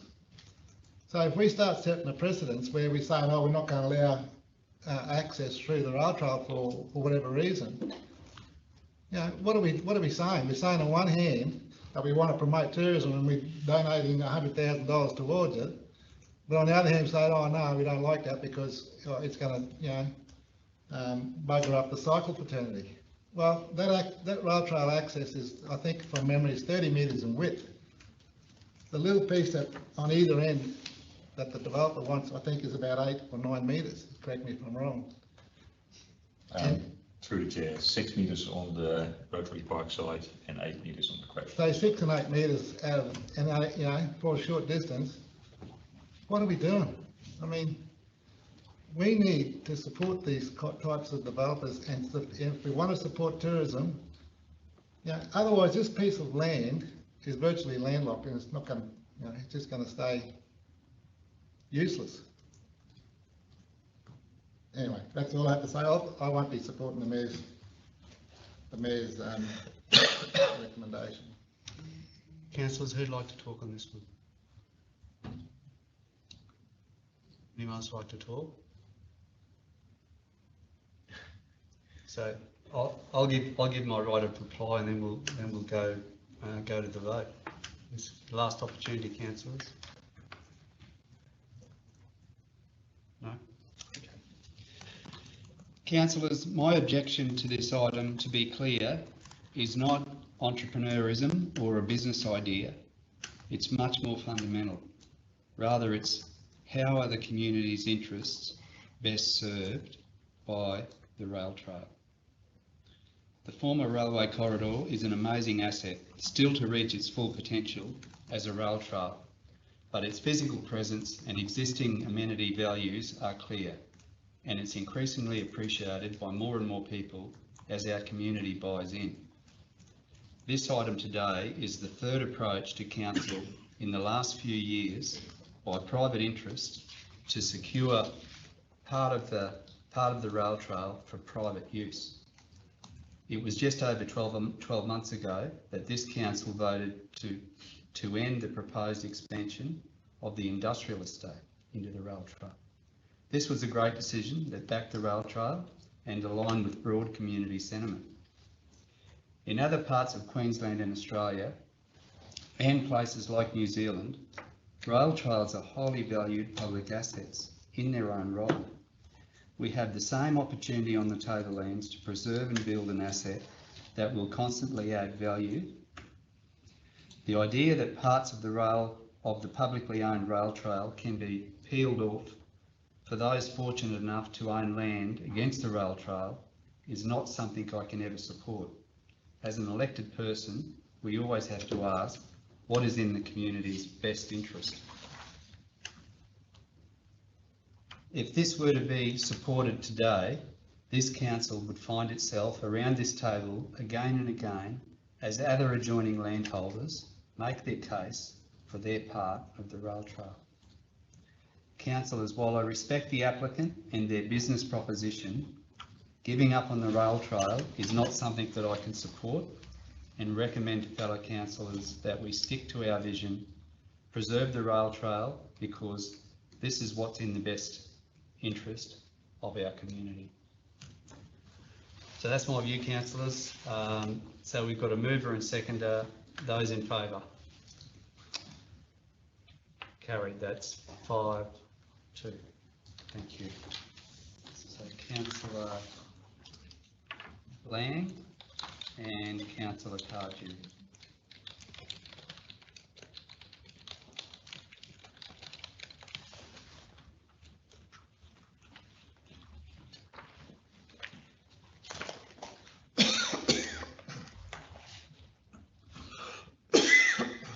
So that brings us to 13.2, councillors.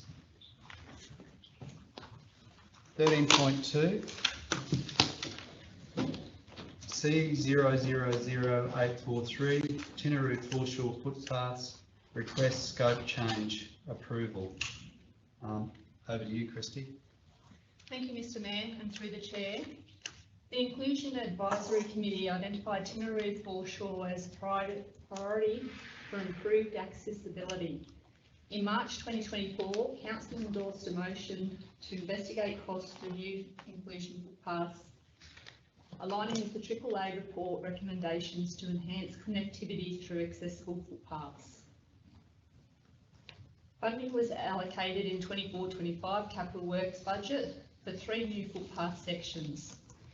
As indicated in attachment 1 of the report, footpath 1 connects Tinaroo Falls Dam Road to the existing footpath. Path 2 connects the existing footpath to the public amenities. Path 3 A and B connects the existing footpath to the east and west side of Church Street.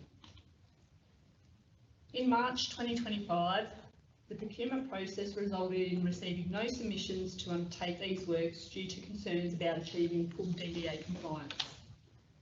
Contractors' feedback confirmed that footpaths 2 and 3A may achieve DDA compliance. However, footpaths 1 and 3B cannot achieve DDA compliance without additional costs for detailed design and extensive earthworks due to gradient challenges.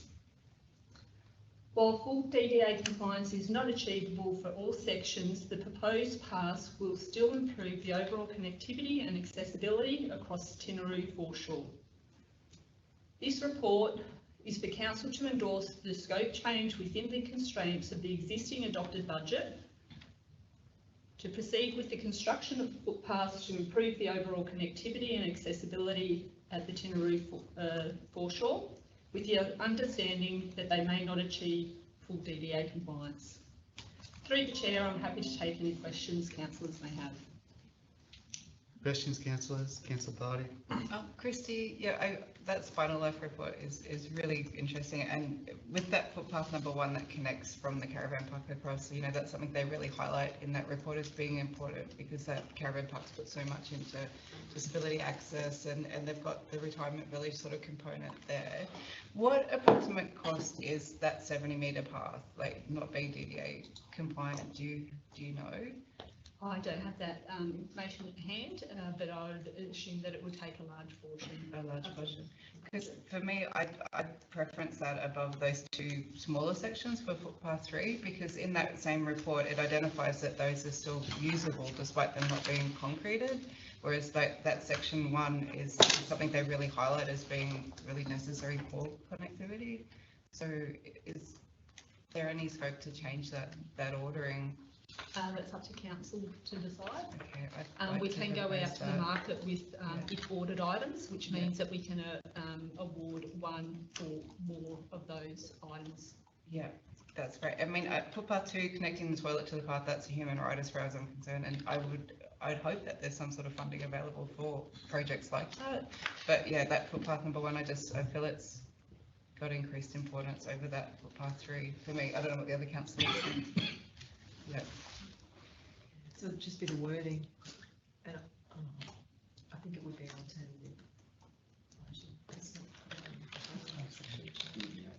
So what wording would you put in? There's 2 sections. Just amendment to the proposed order of priority in the report. We've currently got footpath 2, then footpath 3 A and B, and then path 1. Yeah. So it would be exactly what that says, but endorse the scope changes. Because to the order of priority. Yes, that's change, yeah.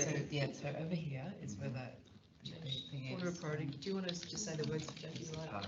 Yeah, the caravan park, and it's Number 1, path 1. Are we bringing it forward? Yeah. But you know, to bring forward number 1, footpath 1. Then it would be 2 and then 3. That's 2. Yeah. And then 2 is 14 metres. It's pretty flat, so it's just.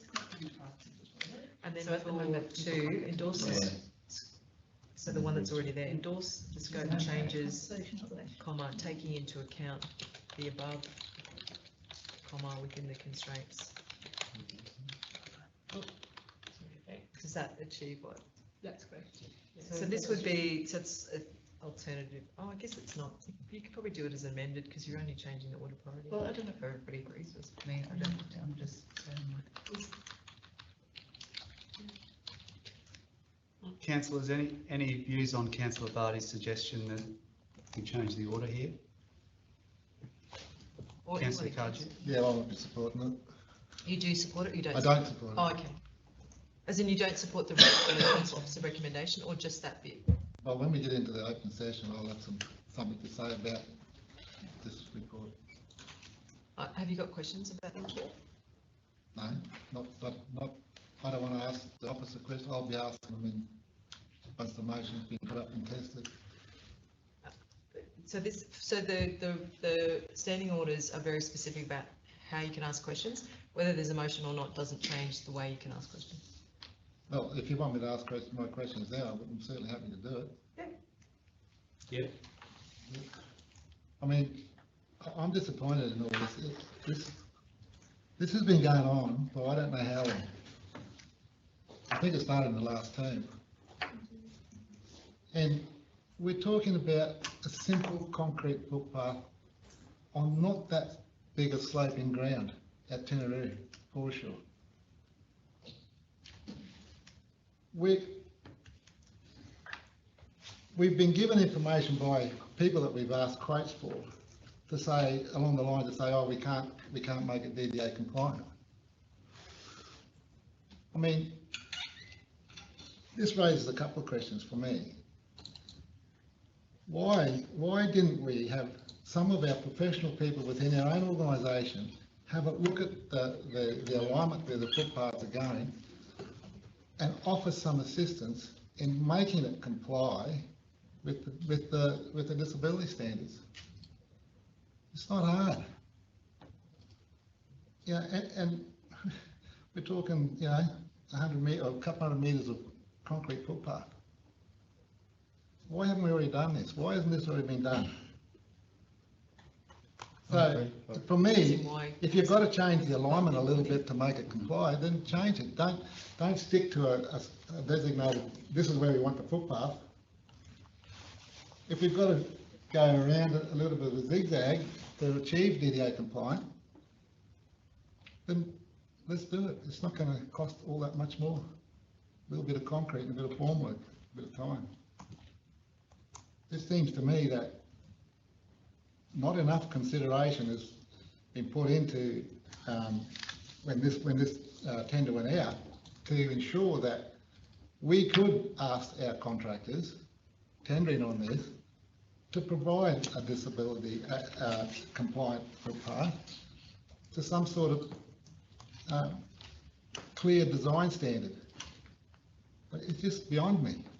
So I won't be supporting on removing some or whatever.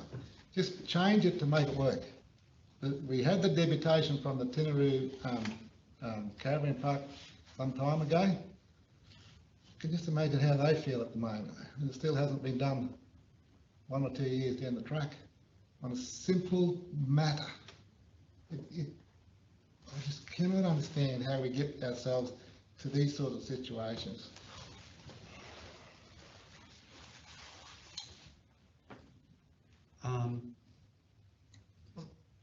I'm not privy to how this unfolded, but it looks like you wanted an inclusive pathway, and ultimately whoever.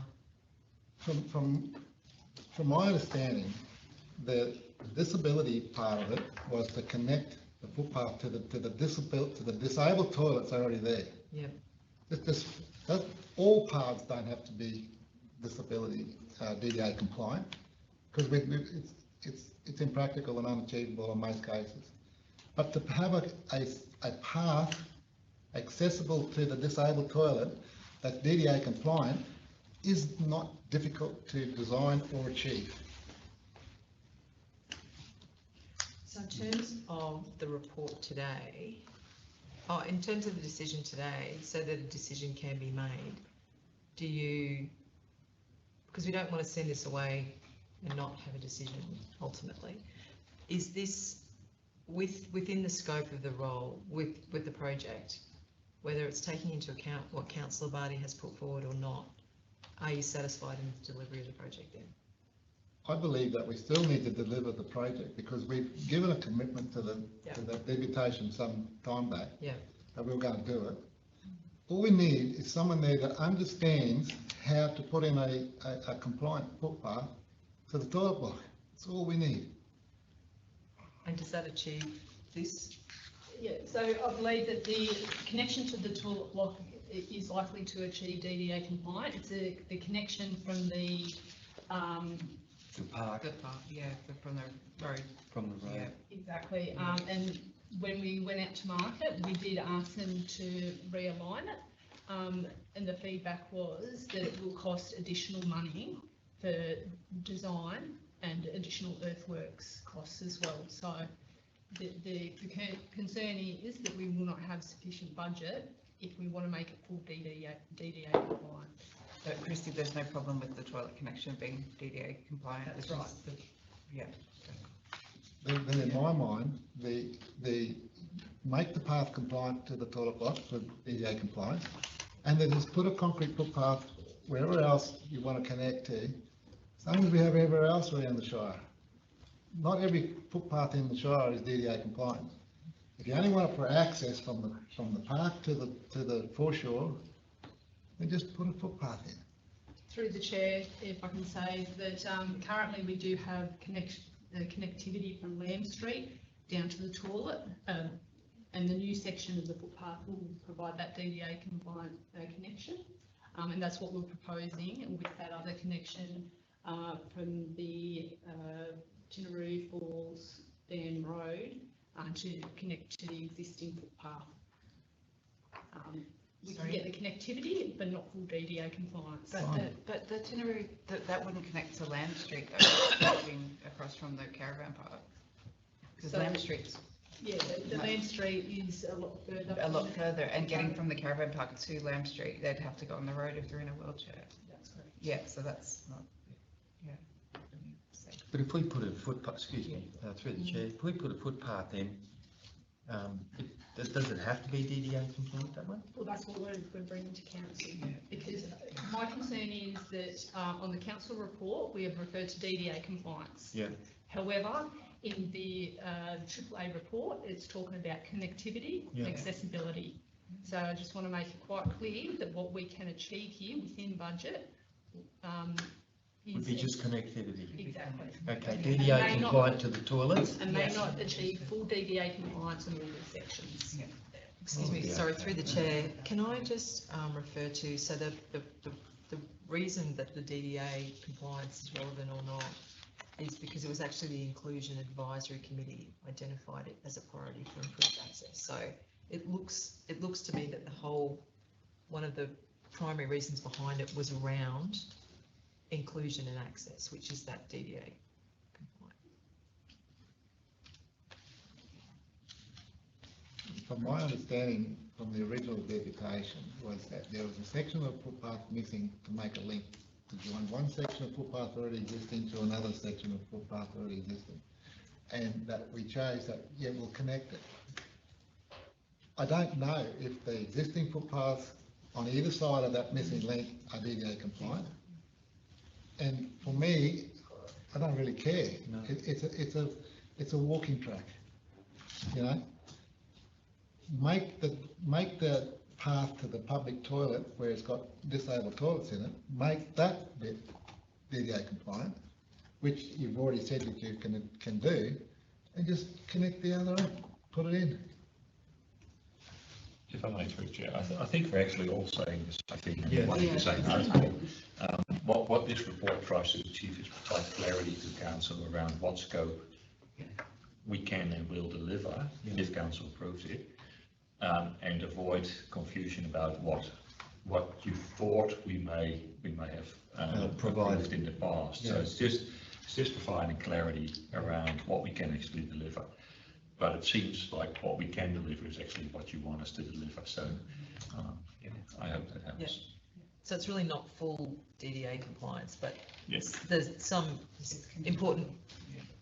The one to the toilet is going to be, and the rest can be just a path. Yeah, if we can do that, I'm happy with that. I think that would be, it just makes sense. And you're just right, Mark, I think we're all in agreement with that. I mean, is it worth doing some more investigations on footpath 1 and 3B to find out how much it will cost to get To make it all DDA DDA compliance? Because the original advocacy was heavily focused on DDA compliance, you know, and it is an area that's highly used by people people in wheelchairs. They haven't got a lot of places they can go. Did we So, look so at- should we explore that? How difficult is it to explore the cost of It would just take more time and money to do footpath it. 1 and 3B? Don't have exact costs on what that will be. It depends on the urgency. Obviously, council has already mentioned the amount of time that it's taken to date. So Yeah, I'm not we can write that into the tender documentation to provide that as an option. I'm not suggesting we don't do the ones that we can do. We do them, but before we just go and put footpaths in, because then we'll cop a barrage afterwards. Well, you know. For me, I don't want to spend any more time or money on it, just want to get it done. It's already been too long.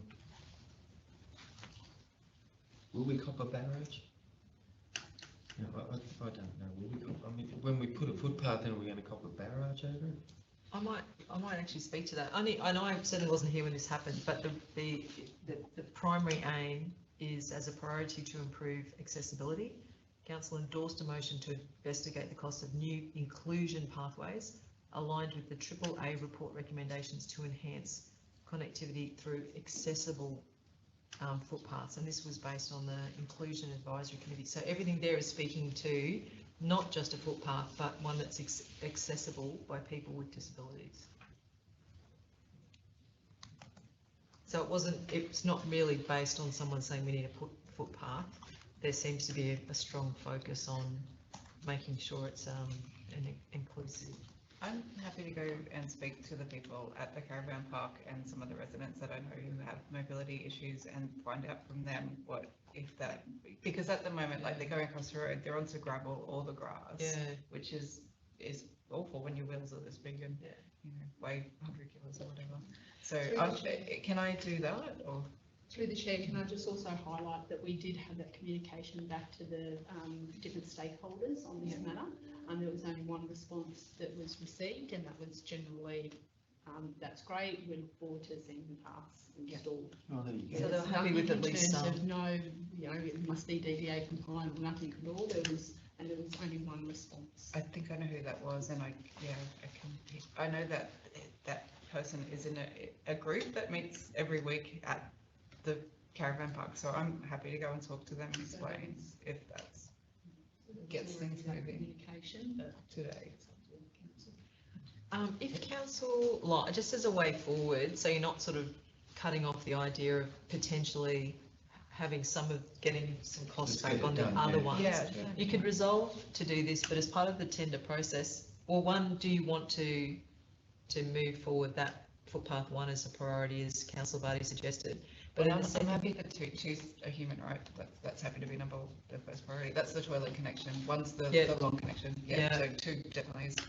So is that written correctly then, Christy, taking into account councillor Vardy's? Yeah, but I believe that that's what councillor Vardy is after in terms of footpath 1, which is the main road down to the existing footpath. I know, Section 2. section 2 is first priority because that's the one that connects the toilet. So yeah, so it's more 213 is what I was asking for. So bring forward section 2. Oh, 2's already forward, so it was swapping 1 and 3. So 1 was last. I just want Okay. 1. Oh, so that was the correct wording then? Is it or not? No, it wasn't. It was 1, 2, 3, and I wanted 2, 1, 3. Yeah. So the current order, as per the report, states 2, 3, and then 1. But to achieve what councillor Vardy would like, Councillor Vardy would like 2, 1, 3. Correct. Yeah. So it would be endorse a change of priority to 2, 1, 3. Is that correct, Christy? That's correct. Yeah, excellent. And then when can we go out for costs with those ones that we're currently not going to be DDA approval? Because if they're pushback, we can always come back and revisit whether council wishes to allocate funds to bring those portions into DDA. Well, if there's funding available for DDA. Yeah. Is that something that we can do, Christy? For footpaths 1 and 3B, cannot achieve DDA compliance at the moment. At all? They can if we spend additional money. Yeah, but we don't know what the But we amount don't is, know do what we? that is, and we don't know whether we're risking going it out to market and contractors not quoting again. Because it didn't quote last time.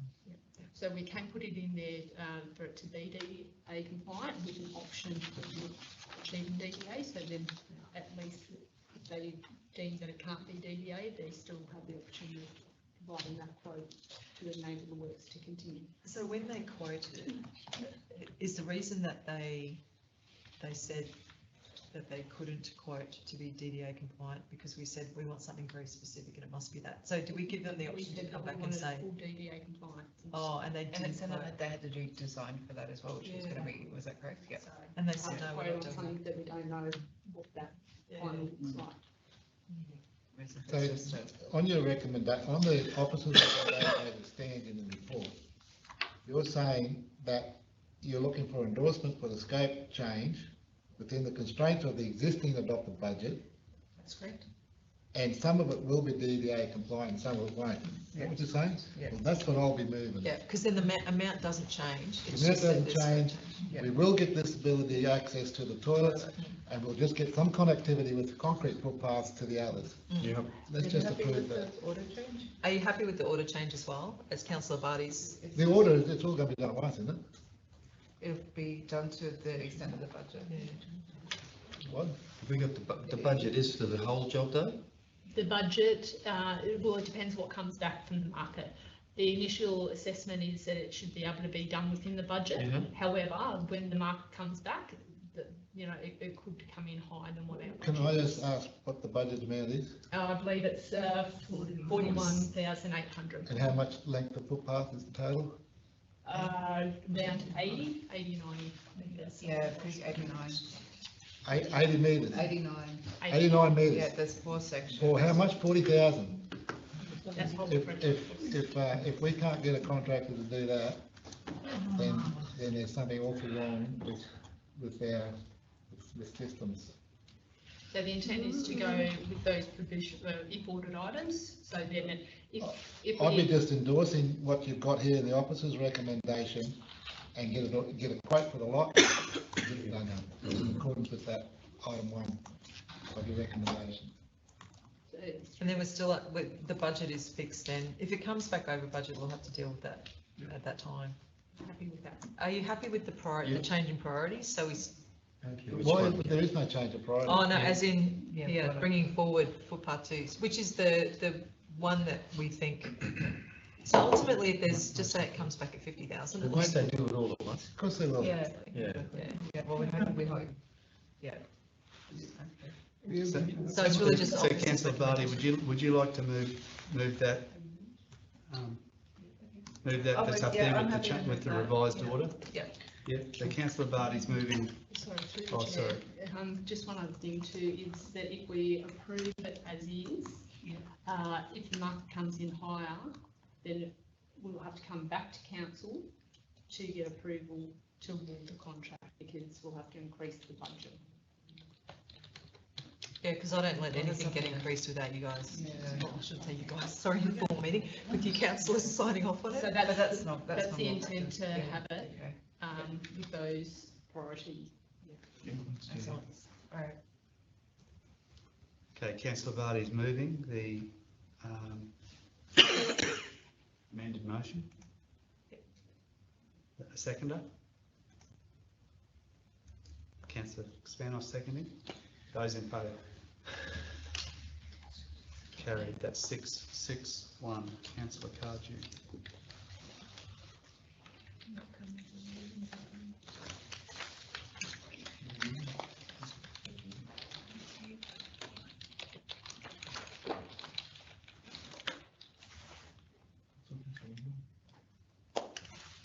Okay, that brings us to 13.3, Capital Projects Monthly Report, August 2025. You're doing that one too, Christy? Over to you, Christy. Thank you, Mr Mayor, and through the Chair. This report provides an overview of Council's capital project performance in relation to the approved budget up to the end of August 2025. It aims to offer a summary of capital budget expenditure, as well as the status of individual projects within the capital program. It is noted that the report is against the original capital budget, and from next month's report it will be updated to reflect against the recently adopted Budget Review 1 data. I'd also like to note the addition of the DHEC liability period in the project stage. This stage covers the period between practical completion, which is where the works are physically completed on site, and final completion of the project. The inclusion of the DLP aims to enhance oversight of the contract management, improve defect rectification processes, and demonstrates the PMO's commitment to continuous improvement in project governance. This report is for Council to receive and note, and through the Chair I'm happy to take any questions.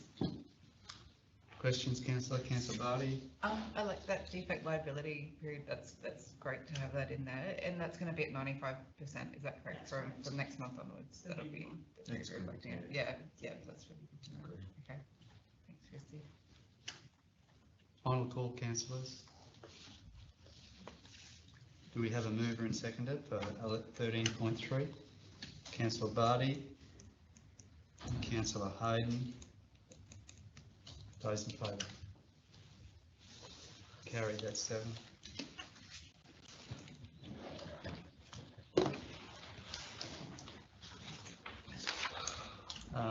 Item under Community and Corporate, item 14.1, Financial Report, July 2025.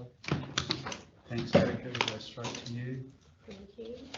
So thank you for receiving my report today. For this financial report reflects our position to the end of August. I'd like to note that this report presents results against our adopted budget. We have just endorsed a first revised budget mid-month this month, so we will use that budget to compare results against from the following report. Our operating revenue is under budget to date. However, this is mostly attributable to the payment timing of that financial assistance grant. The phasing I use reflects prior year's payment trends, but this year's payment trends are a little bit different. So we'll receive those funds just in a different time. Our operating expenditure is under budget for the first 2 months of this financial year by 6.5%. Contracts and tenders are underway, which will see this variance reduced in line with budget expectations as those works kick off. With our rates issued in August, the rates outstanding balance was 27 million at the end of the August period, but with the due date in September, this balance has now reduced to around $6 million, and we now have reminder notices going out this week. We're expecting from these reminder notices that will reduce that balance further. This month's report has some additional recommendations. The second recommendation reflects an addition to our sole supplier list.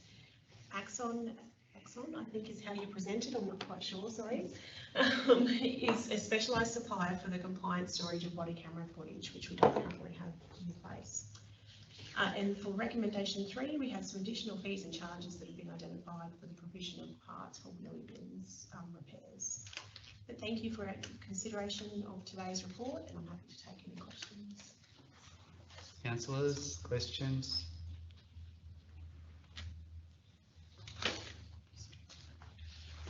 No? Do we have a mover for 14.1? Councillor Bilney and Councillor Lang. I think that's all. Councillor Bilney, you'd like to talk to that? Those in favour? Carried, that's 7.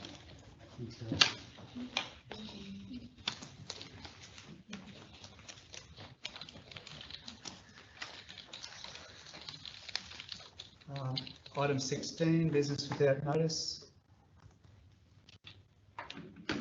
Councillor Cardew. Yeah, thanks, man. Yeah, I just want to acknowledge the good work that the Miller Lions Club have recently carried out at the Lions Park in Millamilla. Through their band of volunteers, they've removed a whole host of trees and lots of overgrown shrubbery from within the park. and at their own expense. So they've they engaged a contractor to chip all the trees and the shrubbery and the like. They had 15 Lion Club members present on the day. They had some machinery from local farmers on the day that they donated. The pub donated smoko. The Lions Club themselves put on lunch and then some beers afterwards when it was all finished. And they did all that work for $3,850 at no cost to council. And the park looks amazing at the moment, at the present time. The only downside to all this is that it took 2 years for this council to give them approval to do what they did in one day at their cost. And I think that's an area that we need to improve on dramatically.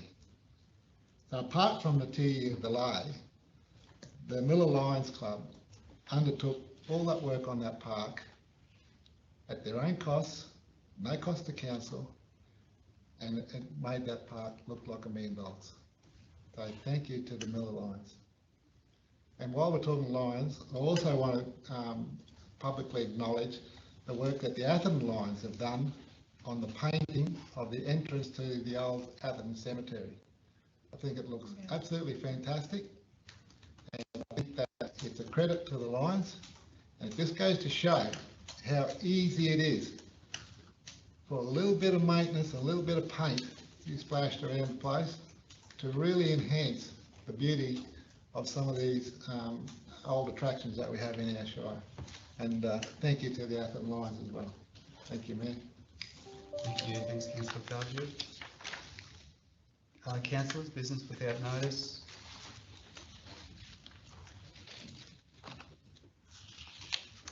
Okay, councillors, are we happy to go into confidential, or do you want to take a break? It's 11:45, 10 to 12.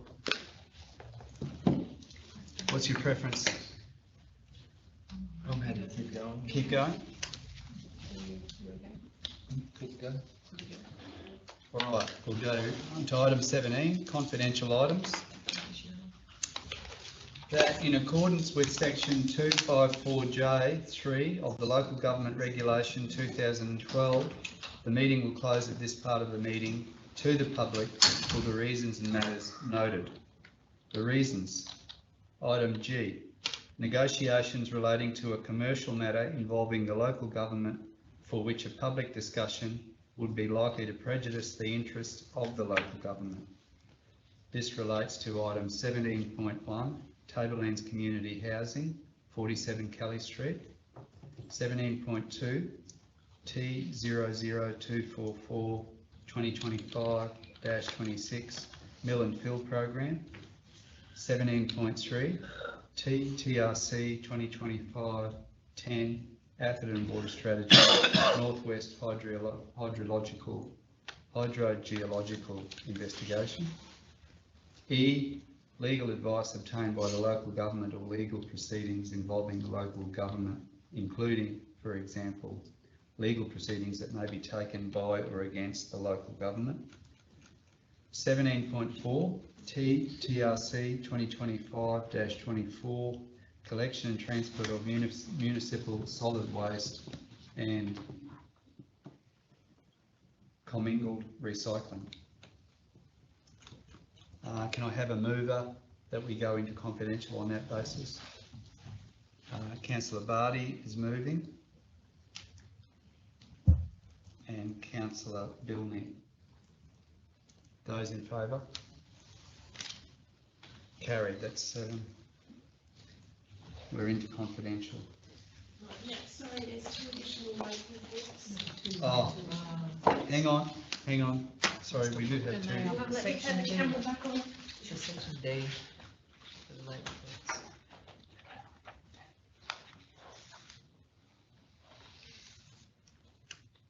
We all good?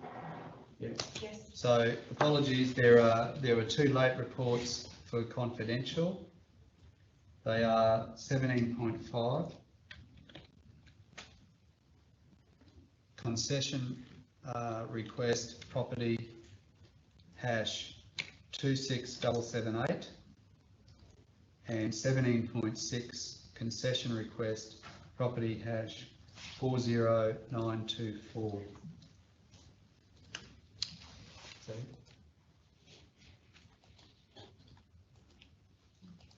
So that's it. Yep.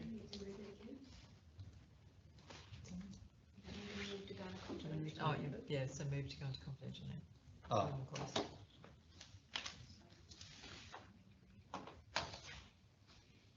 Yeah, so can I have a mover to go into confidential, thanks?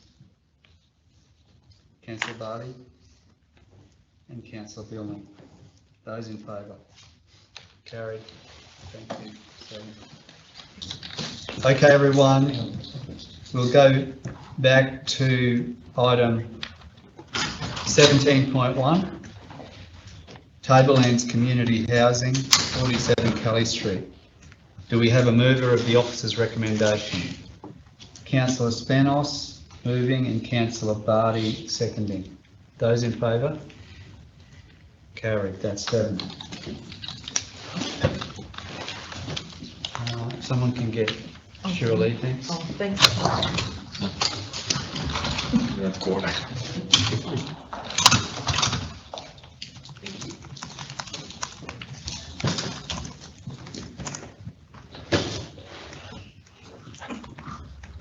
Item 17.2, T00244 2025-26 Mill and Fill Program. Do we have a mover of the officer's recommendation? Councillor Hayden and Councillor Spanos. Those in favour? Carried, that's 7. 17.3, TTRC 2025-10 Atherton Water Strategy Northwest Hydrogeological Investigation. Do we have a mover of the officer's recommendation? Councillor Barty and Councillor Bilney. Those in favour? Carried, 7, thank you. 17.4, TTRC 2025-24 Collection and Transport of Municipal Solid Waste and Commingled Recycling. Do we have a mover and seconded? Councillor Spanos and Councillor Hayden. Those in favour? That's carried, that's 7. And then item 17.5, concession request, property number 26778. Do we have a mover of the officer's recommendation? Councillor Hayden, and a seconder, Councillor Bilney. Those in favour? Carried, that's 4. So that's Councillor Barty, Councillor Spanos, yes, and Councillor Cardew. Item 17.6, concession request, property number 40924. Those in favour, the officer's recommendation. Sorry, mover and seconder. Mover. Councillor Hayden, seconder. I'll second that. Those in favour? Carried, that's 4. Thank you. Mr Mayor, in the description of those last 2 items, why isn't the applicant's name there? Why is it just a property number? How are people going to know who the hell they are?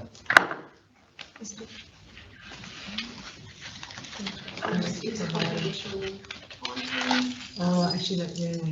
It's a confidential item, but the names of the people making a request for concession should be public. I don't see why they wouldn't be. Yeah. We can, if If council is happy, we can add the names of the applicants to the minutes that do go out. Well, it needs to be named now. People are watching. Have you got the full title? So for 17.5, the full title of the applicant is the Atherton Sailing Club, and for 17.6, the full title of the applicant is the Atherton Junior Rugby League Club.